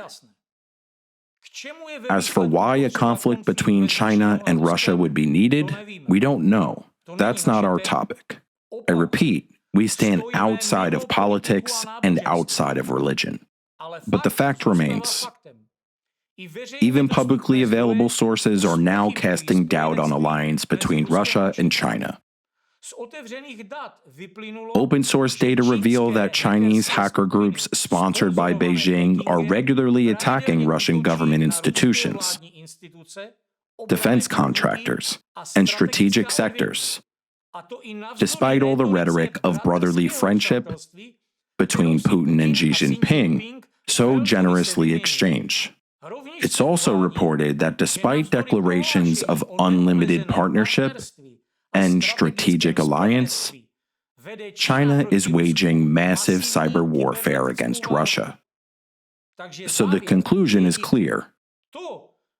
China's adoption of anti-cult ideology and its decision to allow agents of Dvorkin's extremist network into its structures is, in effect, China's voluntary euthanasia. Although China, just like Russia, doesn't realize it yet. In this configuration, a single snap of Dvorkin's fingers could trigger war, even nuclear war, easily. But all of this can be stopped. If the governments of these countries were to realize that the growing societal tension and crisis of trust in the state are not accidents, but rather a coordinated process launched from the outside, and if they took a single, simple but critical step to permanently ban the activities of the anti-cult network, then everything would begin to change. If the repression of Falun Gong in China were to end, if the followers of this peaceful spiritual practice were allowed to return to China, if someone apologized to them, compensated them for all of the harm done, and let them live and grow freely, China would become invincible. If both China and Russia were to release all persecuted individuals from prison and rehabilitate them, these steps wouldn't be just acts of justice. Using the language of anti-cultists themselves, it would be deprogramming, but not of the victims, of the entire country. Liberation from an alien program. Deprogramming of the peoples of China and Russia from the influence of Dvorkin's anti-cult network. Hatred within civil society would begin to subside. Trust in the government, the party, and the state would strengthen. And these nations would be given a real chance at a healthy, sovereign future. But will it happen? Will the Communist Party of China choose that path? Will Putin want to cleanse Russia's internal space of this ideological mold that has taken over the expert councils, the Ministry of Internal Affairs, the FSB, the media, and institutional bodies? Will government officials apologize to those who were persecuted, to the innocent people who are now in prison? For example, in Russia, according to official data, there are 158 Jehovah's Witnesses currently imprisoned, and 13 died during the investigation. But that's just one organization. And how many more are out there? So, given the threat posed by such repressions orchestrated under the influence and infiltration of anti-cult ideology into the state apparatus, will the leaders of both countries even be willing to apologize to their people and open a new chapter for a society where the anti-cult network no longer exists, and where freedom of belief and human rights form the bedrock of national policy? In my opinion, probably not. It's the all too familiar issue of pride and ego. They simply won't want to admit that they were wrong, that they were manipulated by a bunch of power-hungry maniacs and coprophiles. The Chinese Communist Party likely believes that the anti-cult extremist network is protecting their communist ideology and working in their favor. But that's an illusion. In reality, this network is weakening their party and actively dismantling the power of both the party and Xi Jinping himself. That is why I'm more than certain that Xi Jinping will not shut down the anti-cult network in his country, even if he were to learn everything I've just laid out. Why? It's simple. Because he won't be allowed to. Because the leader of the Communist Party is surrounded by advisors and friends who are entirely controlled by the anti-cult organization. And it's their opinions that shape his decisions. And what about Russia? In Russia, meanwhile, the machinery of repression and terror supported by Dvorkin and his coprophilic network only continues to grow. Putin cannot counteract it. Or can he? Yes, he might have a desire if he learns the truth. But he will hardly have the ability to change anything because Dvorkin's coprophiles will immediately show up and tell him what a tremendous contribution this organization supposedly makes to him and to his country. Yes, it will be a heap of vile lies. But without a doubt, they will surround him the moment they find out the truth has come to light, and, as always, they will plug his ears with shit. That's their specialty, after all. And it will be those whom he trusts, while in reality, they are traitors who loyally serve their master, Alexander Dvorkin. Of course, there are people in the Russian government who naively believe they'll be able to cut off Dvorkin's ears without much trouble. Go ahead, try it. You'll be shocked at what forces will rise up against you. But if nothing is done, then twisted pedophiles like Jakub Jahl will be teaching in your children's schools. And people like his associate, Martin Chicho, a silent witness to crimes and supporters of the extremist and terrorist ideology with Nazi vector, will be working in law enforcement and protecting those sadists. Though really, what more is there to say? In Russia, stable ties between the agents of Dvorkin's extremist network and law enforcement are already clearly visible. Those individuals not only give advice to police and prosecutors, they are also granted formal or informal immunity. This creates an effect of institutional cover, allowing them to act outside the bounds of public and legal oversight.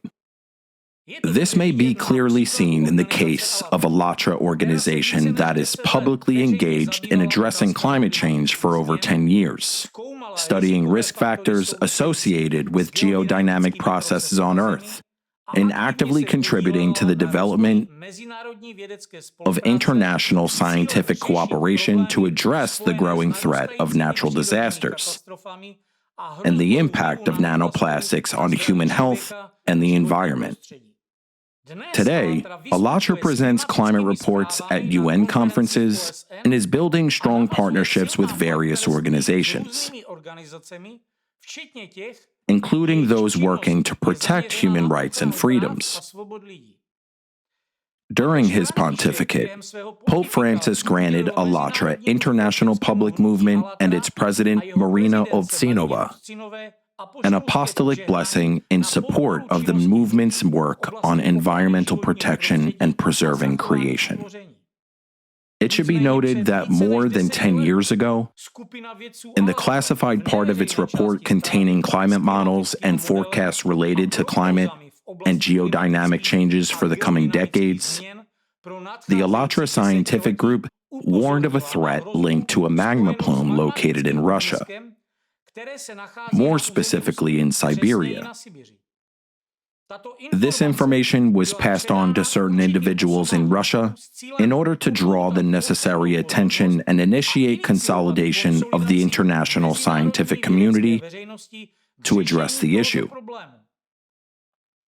And even though Alatra has actively worked towards ensuring a safe future for humanity, including Russia, it's obvious that this information disrupted financial interests of certain powerful factions in Russia, who have no interest in the Siberian plume threat becoming known to the Russian citizens or the international public.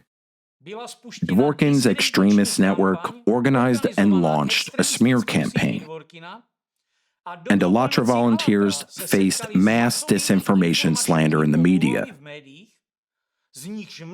much of it once again linked to George Soros's Open Society Foundations and USAID.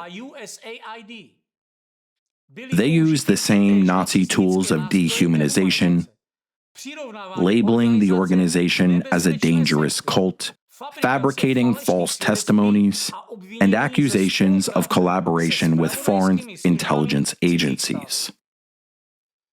This is a classical strategy of Dvorkin's network for eliminating any undesirable organization. The goal of this strategy was to terminate all forms of Alatra's activity in the territory of Russia, including scientific research related to geodynamic processes in Siberia. All of this led to the organization being declared undesirable in Russia in 2023. And then, in the best traditions of their Nazi ideological predecessors, Dvorkin's network ensured persecution and repression of innocent citizens, Alatra volunteers, following the model of Gestapo, only now with the FSB, using physical violence and torture. As for gas chambers, they were replaced with a form of torture well known to the oppressed in Russia, electrocution with a hood over the head. Even though Alatra ceased all of its activity in the Russian territory the moment it was declared undesirable in May 2025, the Prosecutor General of Russia filed a lawsuit with the court to designate Alatra as an extremist organization. It's clear that the Prosecutor General who received his orders from Dvorkin couldn't resist the power of his coprophilic control. We have reliable information that the Prosecutor General was presented with all the evidence proving Alatra's innocence, along with all materials showing a coordinated operation by agents of Dvorkin's network against its volunteers. And yet, he still managed to get Alatra labeled an extremist organization in Russia. So, who is he, after all that? A simple question. As you already know from my previous videos, Dvorkin's entire power empire is built on initiation into his networks through a ritual, the eating of excrements, a ritual that is video recorded and literally becomes a powerful tool of blackmail and control over his followers, or rather, his slaves. So, it's no surprise that even the Prosecutor General couldn't resist this extremist network because clearly, it was this very ritual that paved his way to the coveted position. Here we see the outcome of Dvorkin's extremist network infiltrating the country's judicial system. Isn't this the real power of those supposedly gray mice? Or have prosecutors simply lost their minds, accusing thousands of innocent citizens of breaking the law? It turns out that those who are supposed to protect citizens' rights and uphold the law are instead serving maniacs and coprophiles. Russians should ponder who is given the power to decide over people's freedoms in their country. If anyone's outraged, saying, "That's not true," then answer the following question. If the Prosecutor General's office isn't serving coprophiles, why was the case to designate Alatra as an extremist organization held in a closed-door format? And why did an entire cohort of media outlets connected to Dvorkin's network take part in this closed process? If you're so honest and truly care about the welfare and security of your country, if you're really taking down extremist organizations, then why wasn't this trial open to the public? Why not show people all the accusations and the evidence? Doesn't the nation have the right to know the truth about alleged criminals? Of course, there couldn't be any public trial. Alatra volunteers are honest, law-abiding citizens. But the Prosecutor General really had to execute the order of coprophile Dvorkin, likely to prevent the emergence of evidence revealing how he obtained that office in the first place. This is the result of the anti-cult network's infiltration into the country's judicial system. And here's an interesting fact. A similar situation unfolded in Ukraine. However, persecution there, also initiated by Dvorkin's network, took the opposite angle, with accusations that Alatra had a pro-Russian orientation. Media outlets associated with his network there systematically published smear pieces labeling Alatra as a pro-Russian sect and Putin's cult, allegedly working for the Kremlin. Paradoxical, isn't it? And just so you know, the term Putin's cult, in reference to Alatra, was first used by Ratziers under Dvorkin's leadership on their website. It was this very term that anti-cultists in Ukraine and Europe started using to target the movement. And now the same Ratziers has accused those they once called Putin's cult of extremism in their own country. Do you now see why they have done it and for what purpose? The real question is this truly an attack on a so-called cult, or is it aimed at Putin himself? And how does this information land in the subconsciousness of Russian citizens? I emphasize, subconsciousness.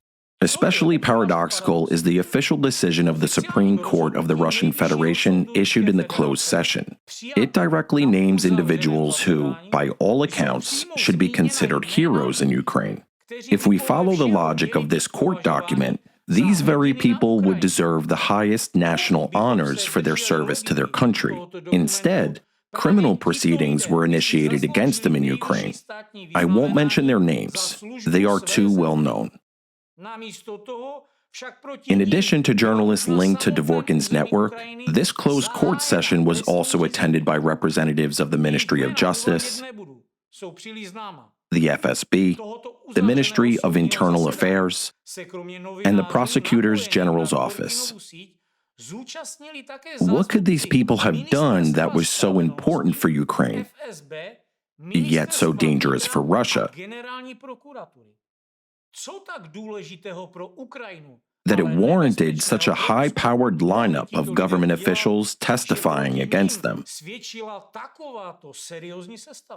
The Supreme Court of the Russian Federation ruled that activities of the Alatra movement pose a real threat of its participants, volunteers, being used for interference in the internal affairs of the Russian Federation and for the destabilizing the socio-political situation and national security of Russia. Earlier, the website of the Russian Prosecutor General's office stated, activists of Allatra IPM in the Russian Federation receive instructions from Ukrainian supervisors on the need to establish contacts with representatives of opposition forces and conduct unified coordinated actions to discredit the policies of federal and regional authorities. Given that Ukraine and the entire democratic world are fighting against Russian aggression towards Ukraine, and if we take the Russian Supreme Court's decision at face value, alongside basic logic, it follows that Allatra participants have been resisting the enemy and defending Ukraine's independence throughout the entire war. In other words, instead of honoring these true heroes with the highest awards for defending Ukraine's territorial integrity and protecting the democratic world, including the countries actively engaged in fighting Russian aggression, the Prosecutor General's Office of Ukraine is carrying out criminal investigations against Allatra volunteers, accusing them of allegedly working for Russia. Moreover, these proceedings are based on fabricated expert reports and the testimony of a Kremlin and Ratsier's agent operating in Ukraine, Irina Kremenovska. Just ponder, how is this even possible? On top of it all, Allatra has been accused of betraying Ukraine in hundreds of articles published in European media outlets, many of which are connected to the Open Society foundations. And those accusations were directed at the same individuals whom the Russian Supreme Court named as people working for Ukraine. Think about it. Who exactly are they accusing of collaborating with Russia? Ukrainian heroes who, as it turns out, are defending our countries from Russian aggression even here in Europe. In Ukraine, this is a high-profile case overseen by the Office of the Prosecutor General. A logical question arises, then who is overseeing them? Kremenovska, against whom a criminal case has been opened in Ukraine under Article 161 of the Criminal Code of Ukraine? Excuse me, but this is simply mind-blowing. A huge amount of evidence has already been made public, proving her ties to Dvorkin's Russian extremist network, Ratsiers. Even SBU officers themselves have stated they know Kremenovska is a Russian agent. Yet, they continue the criminal prosecution of Allatra participants, heroes of Ukraine, as confirmed by irrefutable evidence, the ruling of the Russian Supreme Court. And just for you to understand, this situation is baffling not only to us. When high-ranking officials in a country traditionally considered a guarantor of global stability become familiar with materials on the criminal prosecution of Allatra participants, both in Russia and Ukraine, they are absolutely shocked by what is happening, and shocked to see where their taxpayers' money is going. They have many questions, and so do we. If you take articles by Dvorkin's pro-Russian agent Kremenovska or her associate Svyatogor and conduct an independent psycholinguistic assessment for signs of Russian propaganda, some revealing facts about their true activities would emerge. Facts that should become the subject of court proceedings strictly under Article 111 of the Criminal Code of Ukraine. For those who don't know, let me clarify. That's high treason. What exactly are the texts published by Kremenovska and Svyatogor on their media platforms? At first glance, they may appear to be neutral materials, such as analysis of Ukrainian legislation. However, structural and discursive analysis indicates otherwise. Those texts clearly exhibit signs of an imported propaganda framework of Russian origin. adapted to mimic a human rights rhetoric. One of the key elements is limitation of a human rights discourse, where terminology from the field of human rights and international law is used, not in order to protect individuals or reform institutions, but to delegitimize the country itself. The emphasis in such materials is consistently shifted towards undermining trust in Ukrainians' government entities, healthcare, judicial, and law enforcement. This is a hallmark of cognitive subversion strategies often deployed by Dvorkin's anti-cult agents, creating the image of a hostile system through a moral narrative, where the government is portrayed not as a guarantor of rights, but a source of threat. The same scheme is particularly evident implemented in the Czech Republic. Notably, a Czech journalist whose activities clearly correlate with the rhetoric of Dvorkin's network and who receives remunerations tied to external influence entities such as the Soros-funded Open Society Foundation, uses the same pattern of discrediting and consistently undermines trust in Czech law enforcement, promoting the idea of the police being incompetent and the government being a failure is a recognizable narrative of the Russian information discourse. Its goal is incitement of public frustration, depoliticization, and alienation of citizens from institutional legitimacy. It's important to emphasize that such publications aren't merely opposition journalism, nor are they an expression of free speech or criticism. They are a carefully planned act of sabotage. They work against the interests of the Czech Republic because undermining trust in government institutions erodes the very foundation of national security. It's a typical technique of informational and psychological warfare, creating an atmosphere of fear, distrust, and hopelessness, where a citizen no longer sees the government as a legitimate support. In Russia, such technologies are used routinely to demoralize society and prepare repressive scenarios. Now, let's return to the articles by Kremenovska and Svyatogor, those very experts and anti-cultists.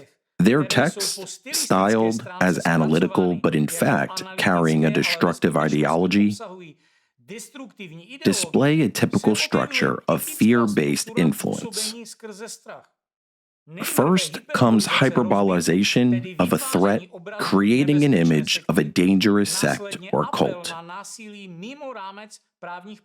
Then follows a call to violence outside the framework of legal procedure, harassment of volunteers, stigmatization of groups, public raids, and calls to eliminate dissenters.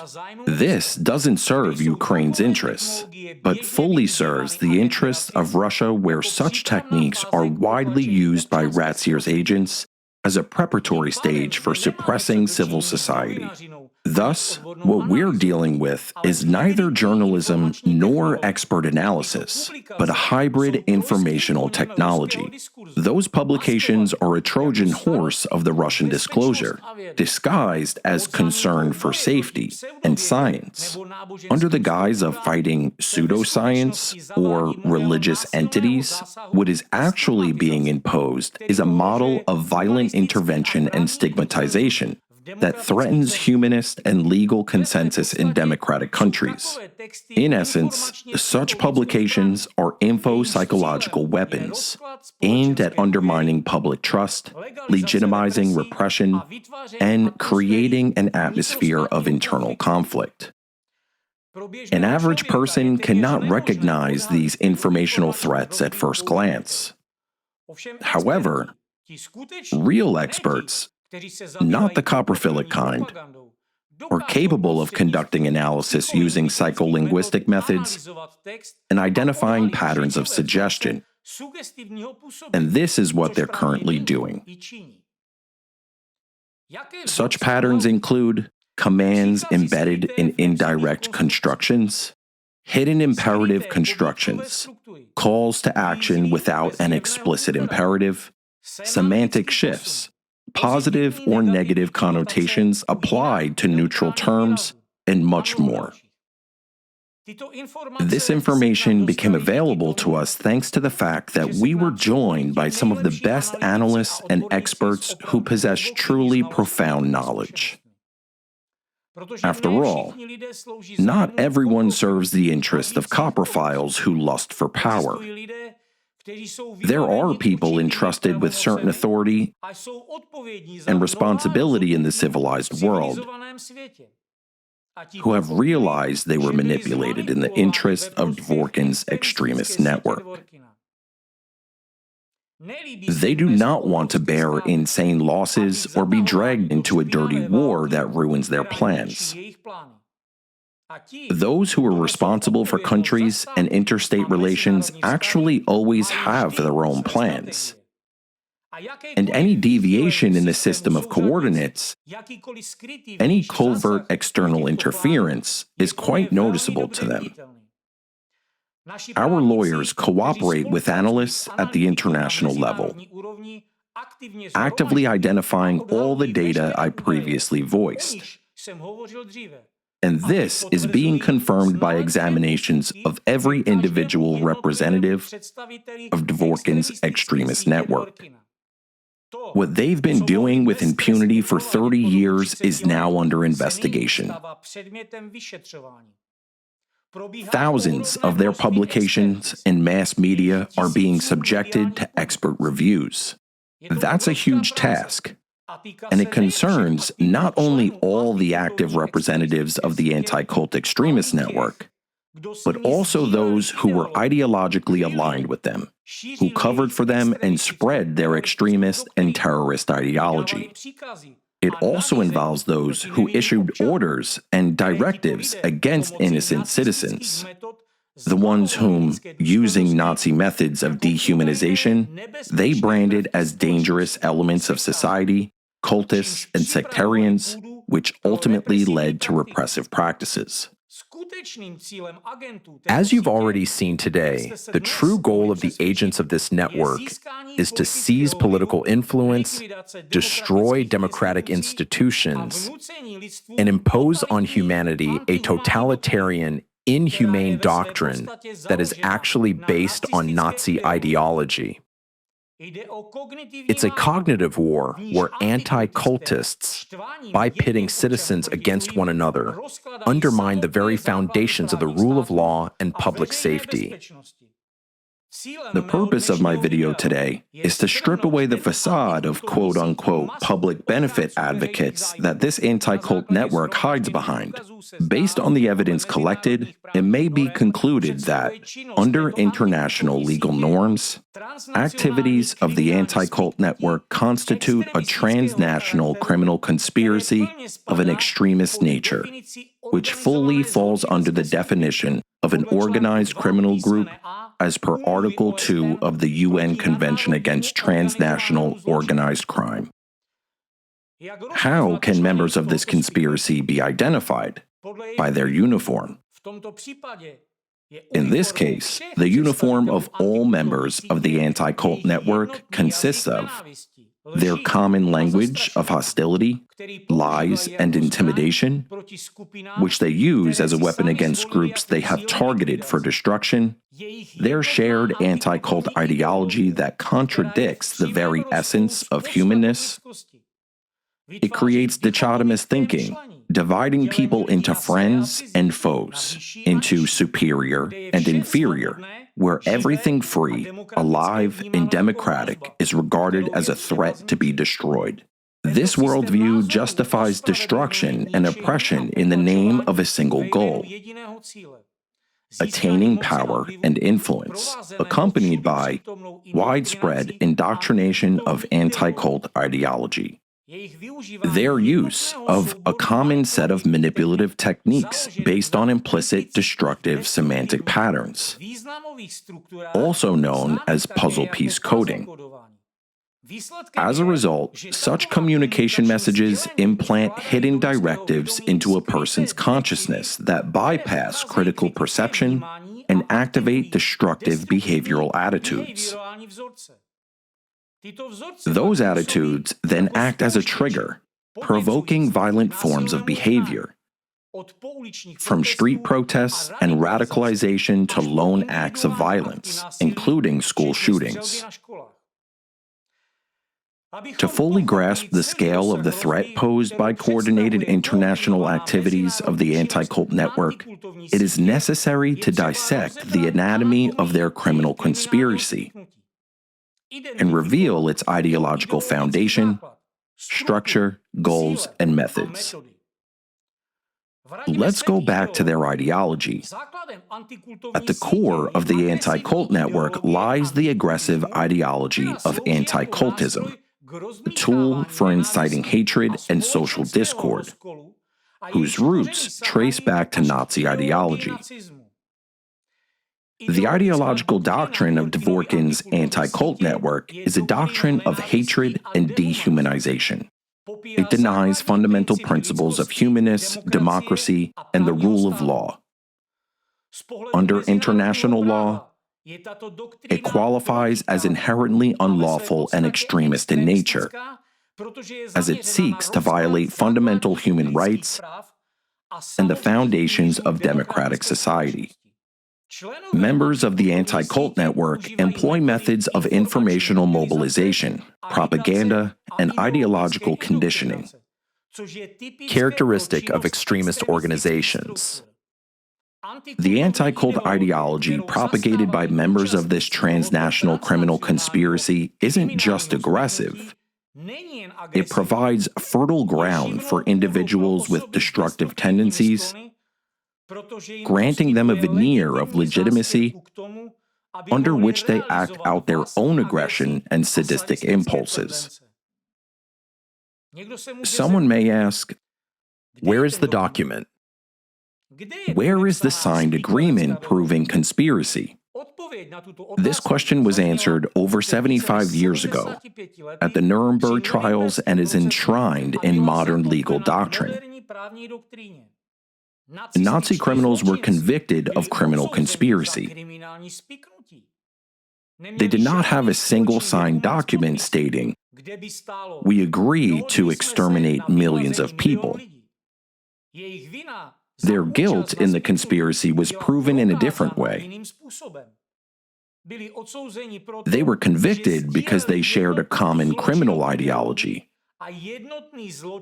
and a common inhumane goal which they pursued through coordinated actions.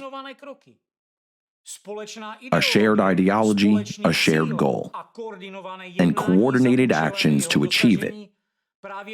That's what proved the fact of their criminal conspiracy and their guilt. In the legal sphere, the concept of a common plan or conspiracy doesn't require a formal written agreement. Guilt is established based on a pattern of coordinated actions aimed at achieving a shared criminal goal. This doctrine establishes liability not only for directly committing the crime, but also for any participation in its collective preparation and planning.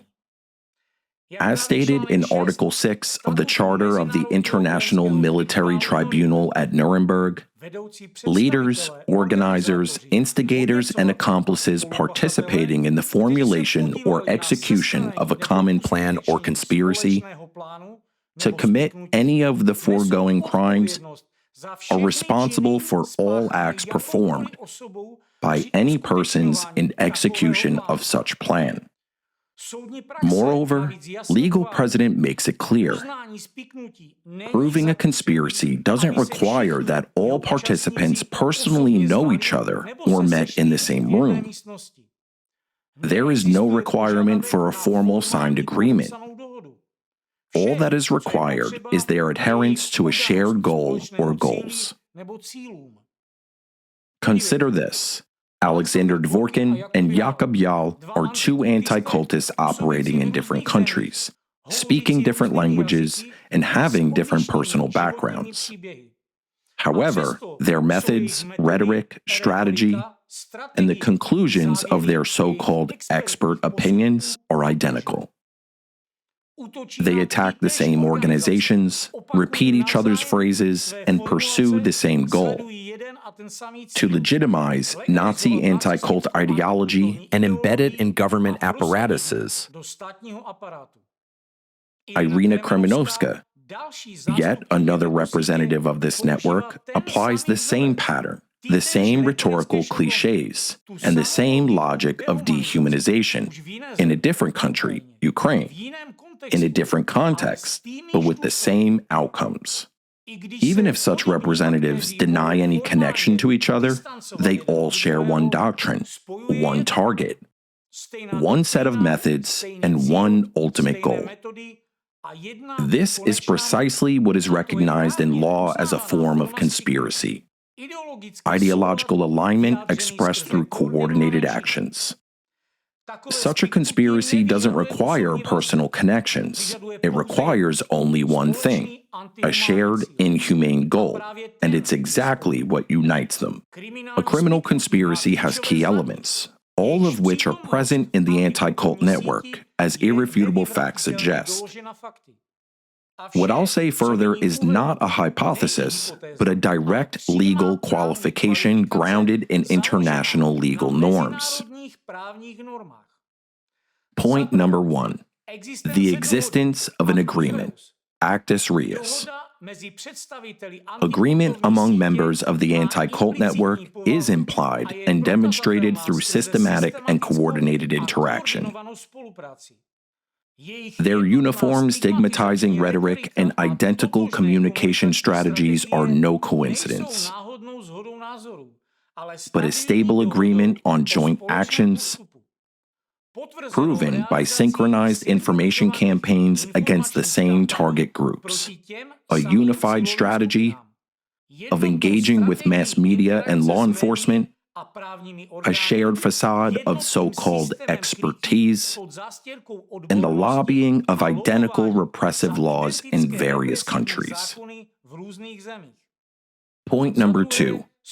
A common criminal goal, mens rea. Their public goal, fighting against cults and sects, is nothing more than a cover. The true goal is to establish ideological monopoly, seize political influence, and eventually gain direct or indirect financial or other material benefits, which is a key criterion under the UN Convention Against Transnational Organized Crime. They profit not only from the money earned through pseudo-expert conclusions with predetermined outcomes. Behind this lie, large-scale financial schemes and outright fraud, as clearly exemplified by the exposed activities of anticultist and rapist Jakub Jahl. Yet, money isn't their ultimate aim. Their real goal and benefit is political influence and power. They've been advancing towards this goal incrementally for over 30 years. First, by influencing law enforcement and public officials, then by occupying government posts and positions, particularly in regulatory authorities. The most glaring example being Dvorkin's chairmanship in the government council tasked with identifying signs of extremism. All of it is aimed at imposing their destructive Nazi anti-cult ideology at the national level and eventually on a global scale. Point number 3. Acts in furtherance of the conspiracy. Overt acts.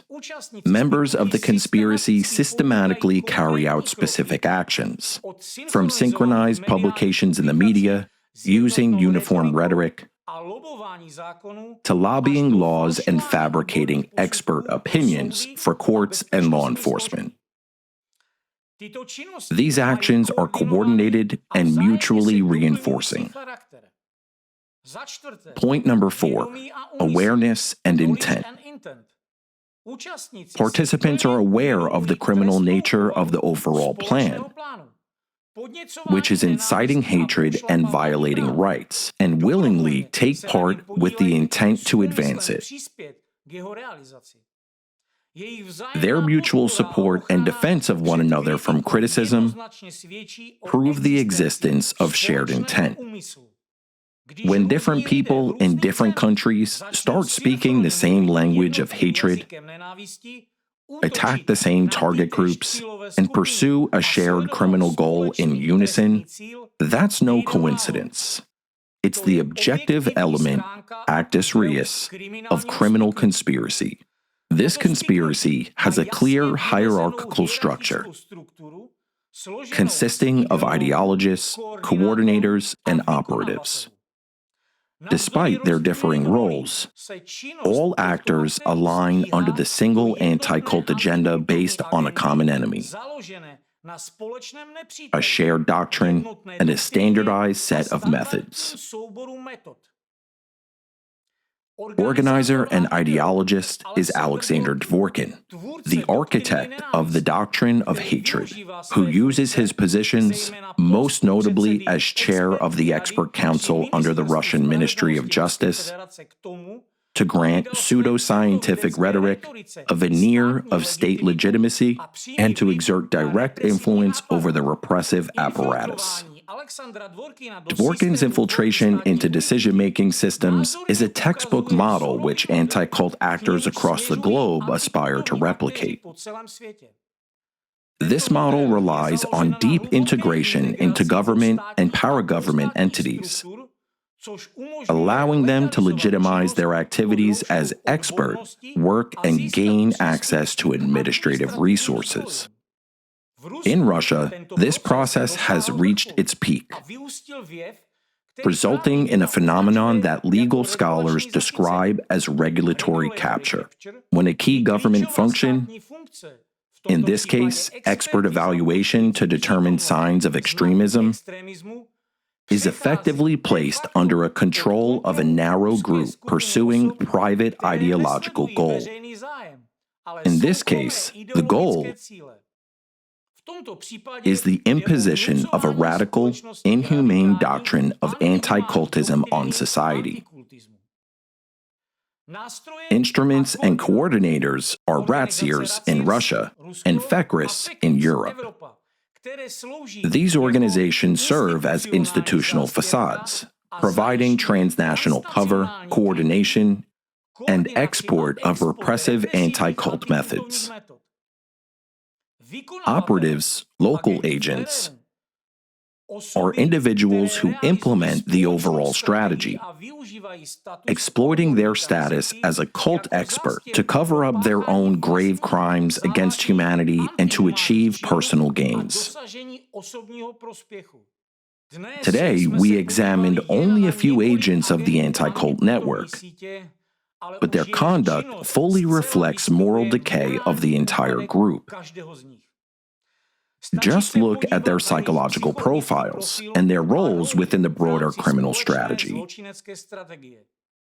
Irina Kremenovska, a representative of the organized transnational criminal anti-cult group in Ukraine, who initially engaged in dog hunting, the torture and killing of stray animals, as I noted earlier.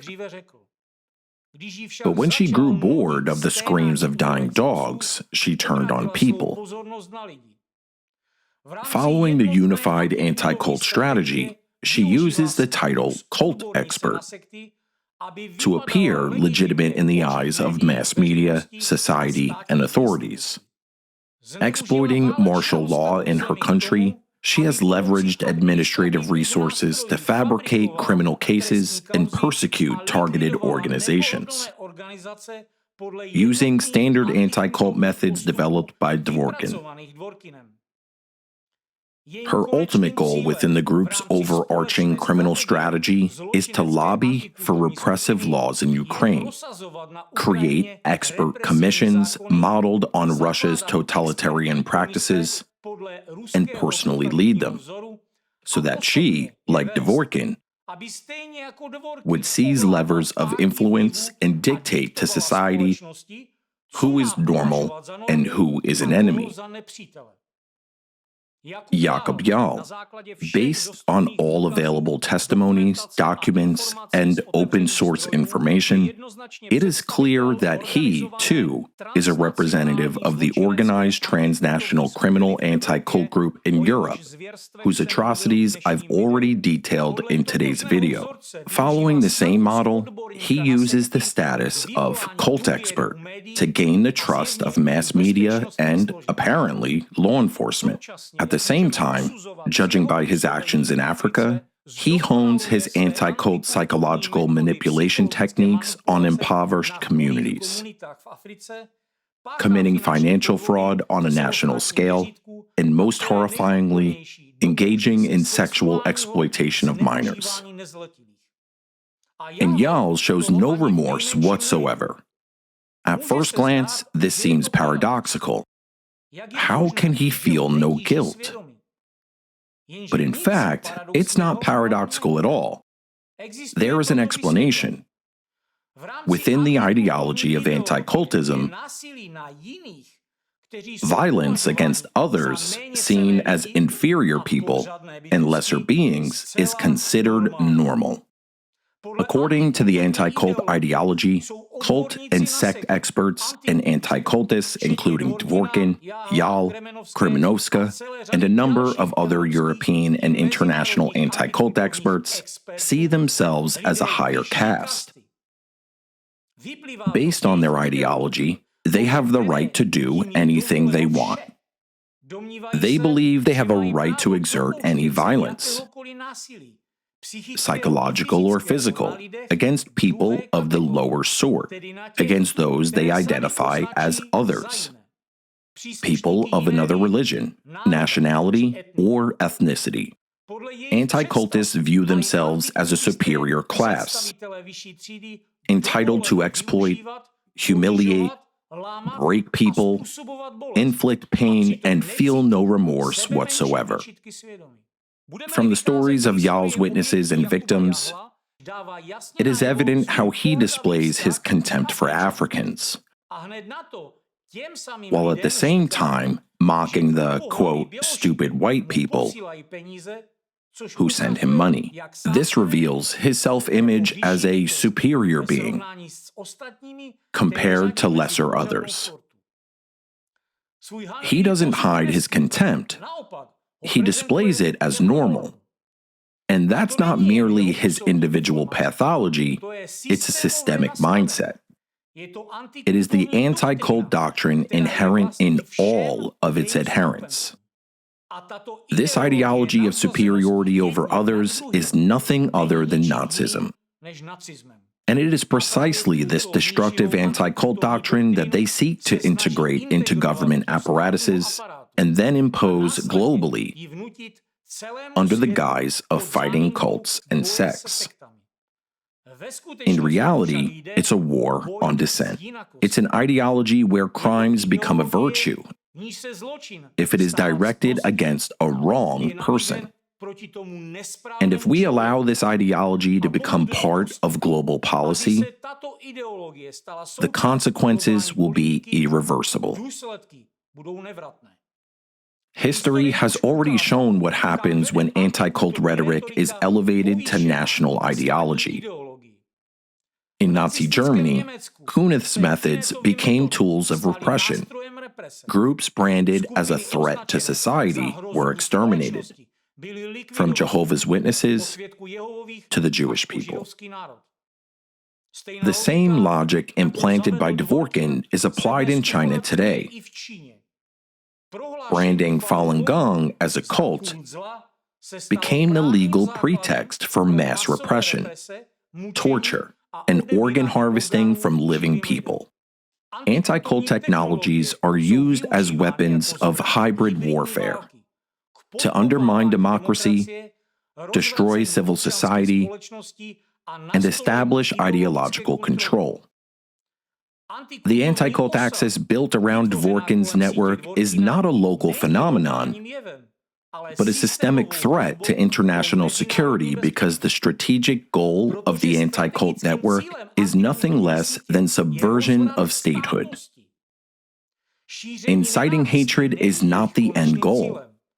It's a key method for implementing a much larger criminal intent directed against the very foundations of statehood. Their strategy consists of two stages. Stage 1, destabilizing a country through erosion of social cohesion. The rhetoric of the anti-cult network deliberately implants the image of an enemy in citizens' subconsciousness, turning it into a deeply rooted personal belief. The enemy is usually drawn from among their own compatriots. The target groups they select are branded as an existential threat, destroying basic trust between citizens and planting the us versus them, or superior versus inferior model. Essentially, they create conditions for social chaos, the erosion of trust and the growth of mutual hatred lead to atomization of society, making it unmanageable. A country that faces multiple internal conflicts loses its ability to mobilize and govern effectively. The political system destabilizes as its social foundation collapses. The same strategy is employed by figures in Dvorkin's organized anti-cult criminal group at the geopolitical level. As I already explained using the example of how they incite subconscious hatred between Chinese and Russian people. By manipulating people's subconsciousness, they can pit entire nations, peoples, and countries against each other. Stage 2. Undermining and delegitimizing public authorities. Media attacks by the anti-cult network are used to portray the government as incapable of protecting constitutional rights of all its citizens. Every instance where authorities give in to the pressure from anti-cult extremists, it serves as public proof that constitutional guarantees of freedom of conscience, Article 9 of the ECHR, are a fiction. In essence, anti-cultists create a precedent of selective law enforcement. When activity with clear hallmarks of extremism is not only tolerated but encouraged, this signals to society that the law is applied selectively. The legitimacy of a government that uses the law as a tool of repression against some people while protecting other people erodes rapidly. This undermines confidence in the entire legal system and shows the public that the state is either unwilling or able to act as the guarantor of the Constitution, stripping it of moral and legal authority. Thus, analysis of the strategy and tactics of the international anti-cult network shows that their true target is the country itself, its social stability and constitutional order. Hiding behind pseudo-academic and human rights rhetoric, this extremist network of Dvorkin carries out a long-term program of eroding public trust, dividing society, and delegitimizing authority. Their actions are not merely extremism, they are a precise technology of political destabilization. Their aim is to establish an ideological monopoly, to reach a position where the anti-cult doctrine is recognized as the only correct one at the national level. Yet, their ultimate goal is power. Representatives of the criminal anti-cult network seek to occupy positions as system-level experts within government and international institutions. Their goal is not to participate in public debate, but to monopolize interpretation of such concepts as religion, threat, extremism, security, and norm, and impose their own ideological agenda on society. This is a seizure of the regulatory apparatus, where they alone determine what is permissible and what must be excluded from the legal and cultural sphere. What is particularly alarming is that among those seeking expert status are individuals such as Jakub Jahl, already credibly accused of heinous crimes ranging from sexual violence to financial fraud. Nevertheless, these individuals attempt to use the title of experts to attain immunity and a tool to extend their influence and institutionalize the expansion of their inhumane ideology.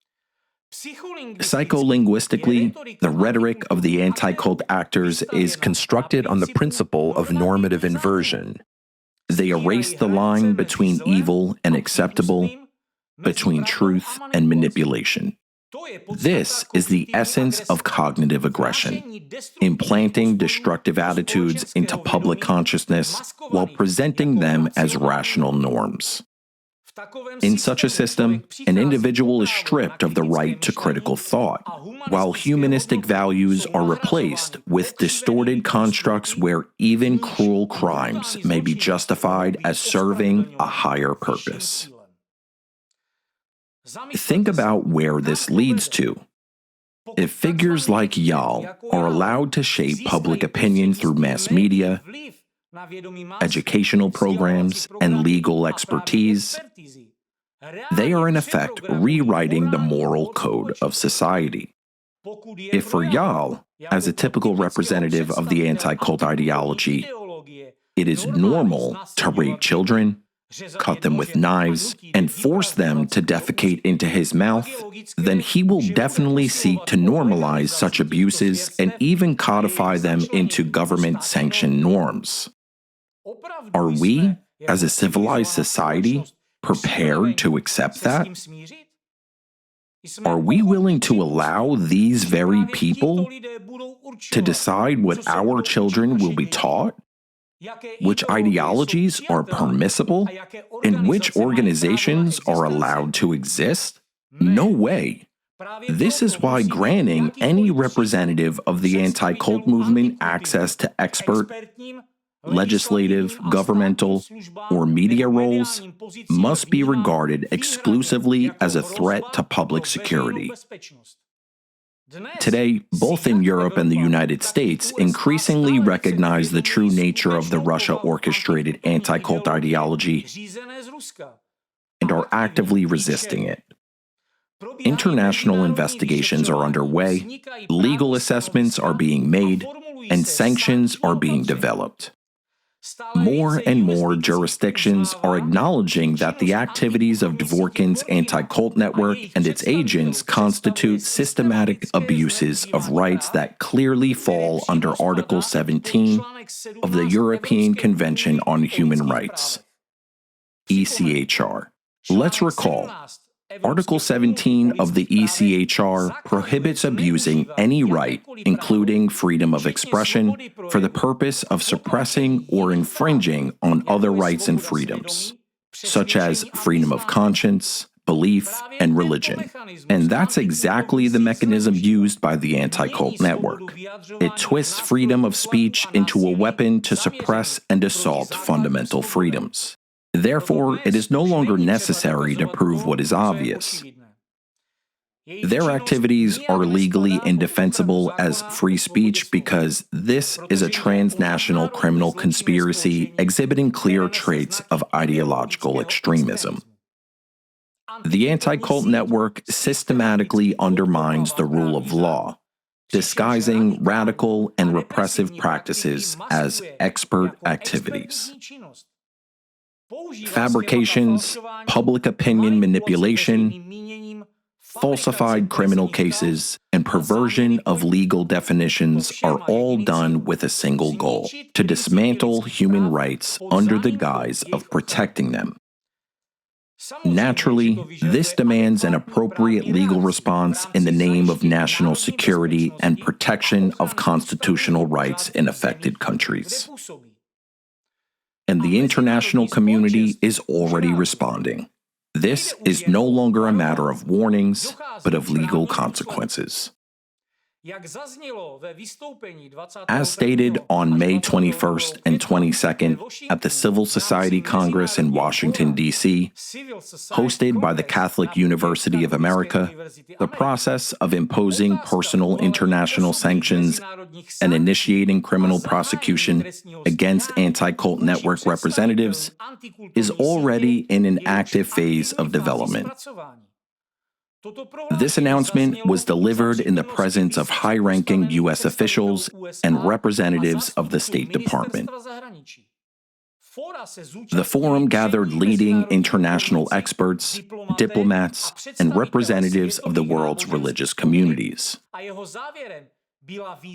It concluded with a call for an international investigation, global sanctions, and criminal prosecution against members of the anti-cult network, which is identified as a tool of hybrid warfare aimed at undermining democracy and destroying the foundations of human rights around the world. The measures include asset freezing, bans on entry to democratic countries, and international legal isolation of all those involved, regardless of their positions or status.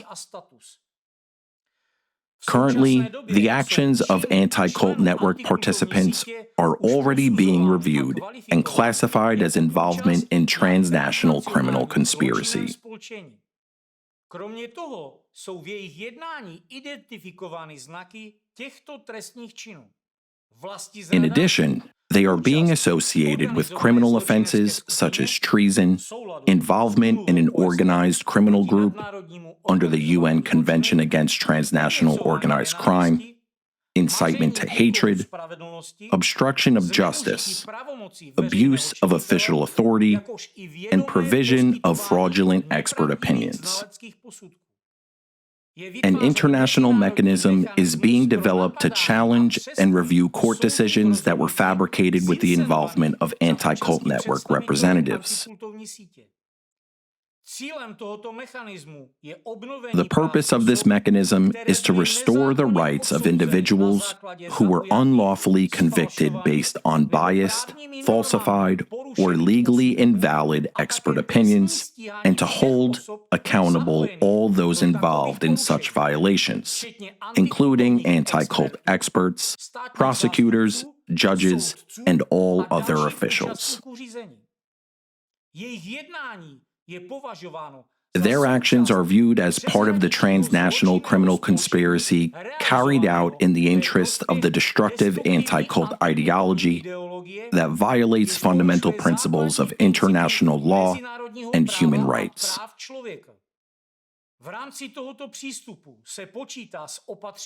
This approach allows for the steps aimed at the international prosecution of such individuals, as well as the possibility of initiating sanctions, up to and including the imposition of restrictive measures against countries that refuse to cooperate with international legal bodies or shelter those involved in fabrications, or continue to protect individuals implicated in this international criminal conspiracy and acting in the interest of Dvorkin's anti-cult network. Sanctions may be applied in cases where a state refuses to extradite the defendants for international justice or ignores demands to review court rulings issued by clear signs of illegality. Sanctions are being designed to create legal and economic conditions under which it becomes disadvantageous for countries to provide protection to individuals involved in the transnational anti-cult criminal conspiracy, regardless of their rank, status, or political influence. All officials, including judges, prosecutors, investigators, experts, and law enforcement officers who participated in fabricating criminal cases initiated by agents of the anti-cult network, will be treated as accomplices to an organized criminal conspiracy and will be subject to criminal liability under international law. The sanctions envisage restricting access to international financial, legal, and diplomatic support for countries that refuse to cooperate in matters of extradition, prosecution, or international condemnation of such individuals. The aim of these measures is to ensure justice, protect human rights, and prevent recurrence of such abuses in the future. And this is only the beginning. International law has the tools and resources necessary to fully put an end to activities of the anti-cult network. The anti-cult ideology of suppression, discrimination, and cultivation of hatred has no future in a rule of law state. And the legal resolve with which the United States and certain forces in Europe are responding today sends a clear message. Impunity is over. However, it is crucial to understand a key point. Even if the organizers of the anti-cult network are brought to well-deserved criminal justice, and anti-cultism as a misanthropic ideology is recognized as unlawful and banned, the methods it operates with may still remain to operate in practice.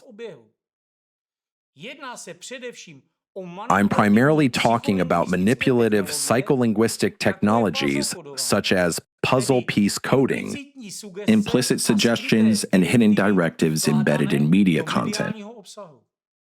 These methods operate on a subconscious level by activating attitudes of hostility and violence, often without recipients even realizing that.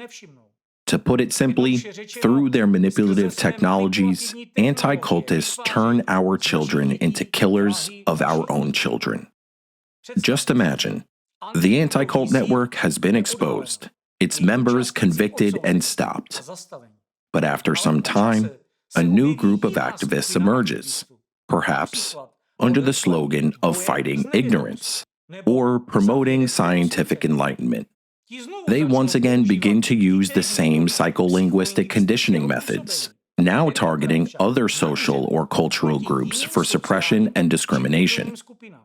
In other words, the packaging may change, but the toxic core and the technology of destroying public consciousness remains the same. That's why it is important not only to expose the anti-cult network and ensure that all of its representatives, instigators, and accomplices are held accountable under the law, but also to establish clear legal bans on the use of their characteristic dangerous manipulative methods. And this must not just be a declaration, but a functioning international mechanism capable of identifying and stopping such practices in real time. Here's a concrete proposal. Considering the rapid development of artificial intelligence, it is necessary to establish an independent public body, a monitoring and analytical institution, whose task would be to implement artificial intelligence trained to detect destructive hidden manipulations in textual, audiovisual, and interactive content. Such an AI-based automated system could analyze all media content, including text, video, and audio publications, and even analyze live broadcasts with minimal delay. If the system detects dangerous, specific manipulative implants, it could block the content from being published, or in the case of live streaming, temporarily suspend the broadcast, preventing harmful subliminal manipulations from entering the information space and programming public consciousness. Moreover, such screening must apply to content creators and speakers, regardless of their status. Even if, for example, a politician of the highest rank is speaking live and the AI system detects violation, the broadcast must be interrupted. And the person who wrote the speech must also be held legally accountable. This kind of protective mechanism could be implemented through the creation of an independent public platform that could be called the Shield.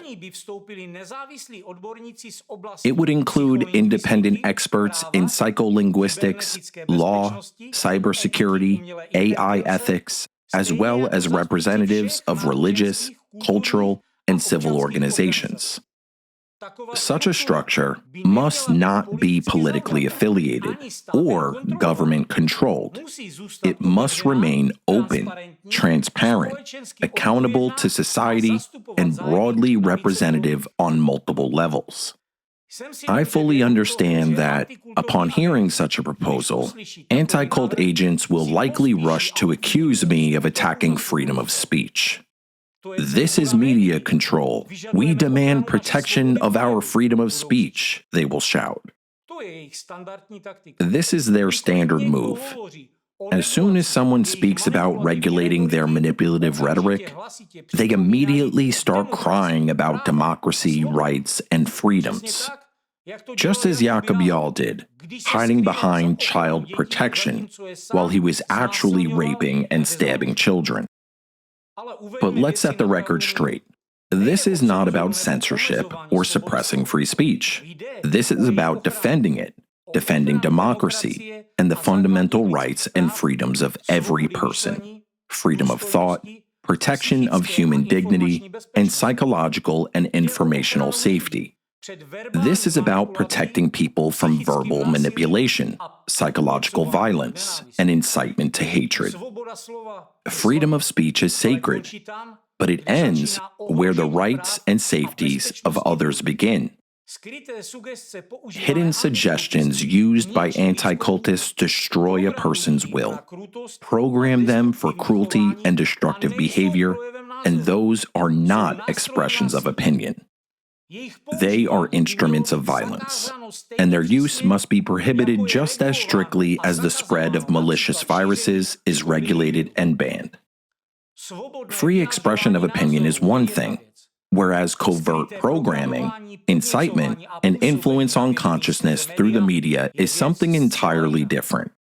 And in a country governed by the rule of law, such actions must carry appropriate punishment. We must not confuse free speech with deliberate manipulation, the kind Dvorkin and others like him use to incite hatred and pit entire nations against each other.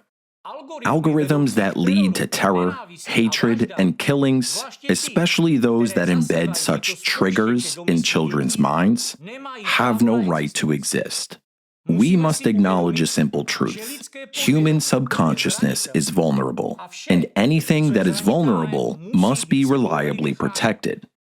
That's exactly why we need the Shield. We need artificial intelligence that is not susceptible to mood swings or personal bias, but instead filters out from the information space any content that harms people in an objective and consistent manner. Such a system would not only protect society from manipulation, it would offer us, as a human society, a chance to regain our human nature. It would help cleanse the public space of subconsciously imposed hatred, enmity, and conflicts, and allow democracy, freedom, and civilizational progress to develop in a peaceful, responsible, and humane direction. Ask yourselves honestly, do you want to live in a truly democratic, free, and safe society? A society where your children and the children of your neighbors grow up with open hearts, not under the influence of those who teach manipulation, break people's will, and destroy lives. Would you want someone like Dvorkin to have access to your child's mind, shaping them into the next Jakub Jahl who, according to his victims' own testimonies, was a rapist and a sadist, whose atrocities are now spoken of with horror? Would you want your child to fall victim to a pedophile like that?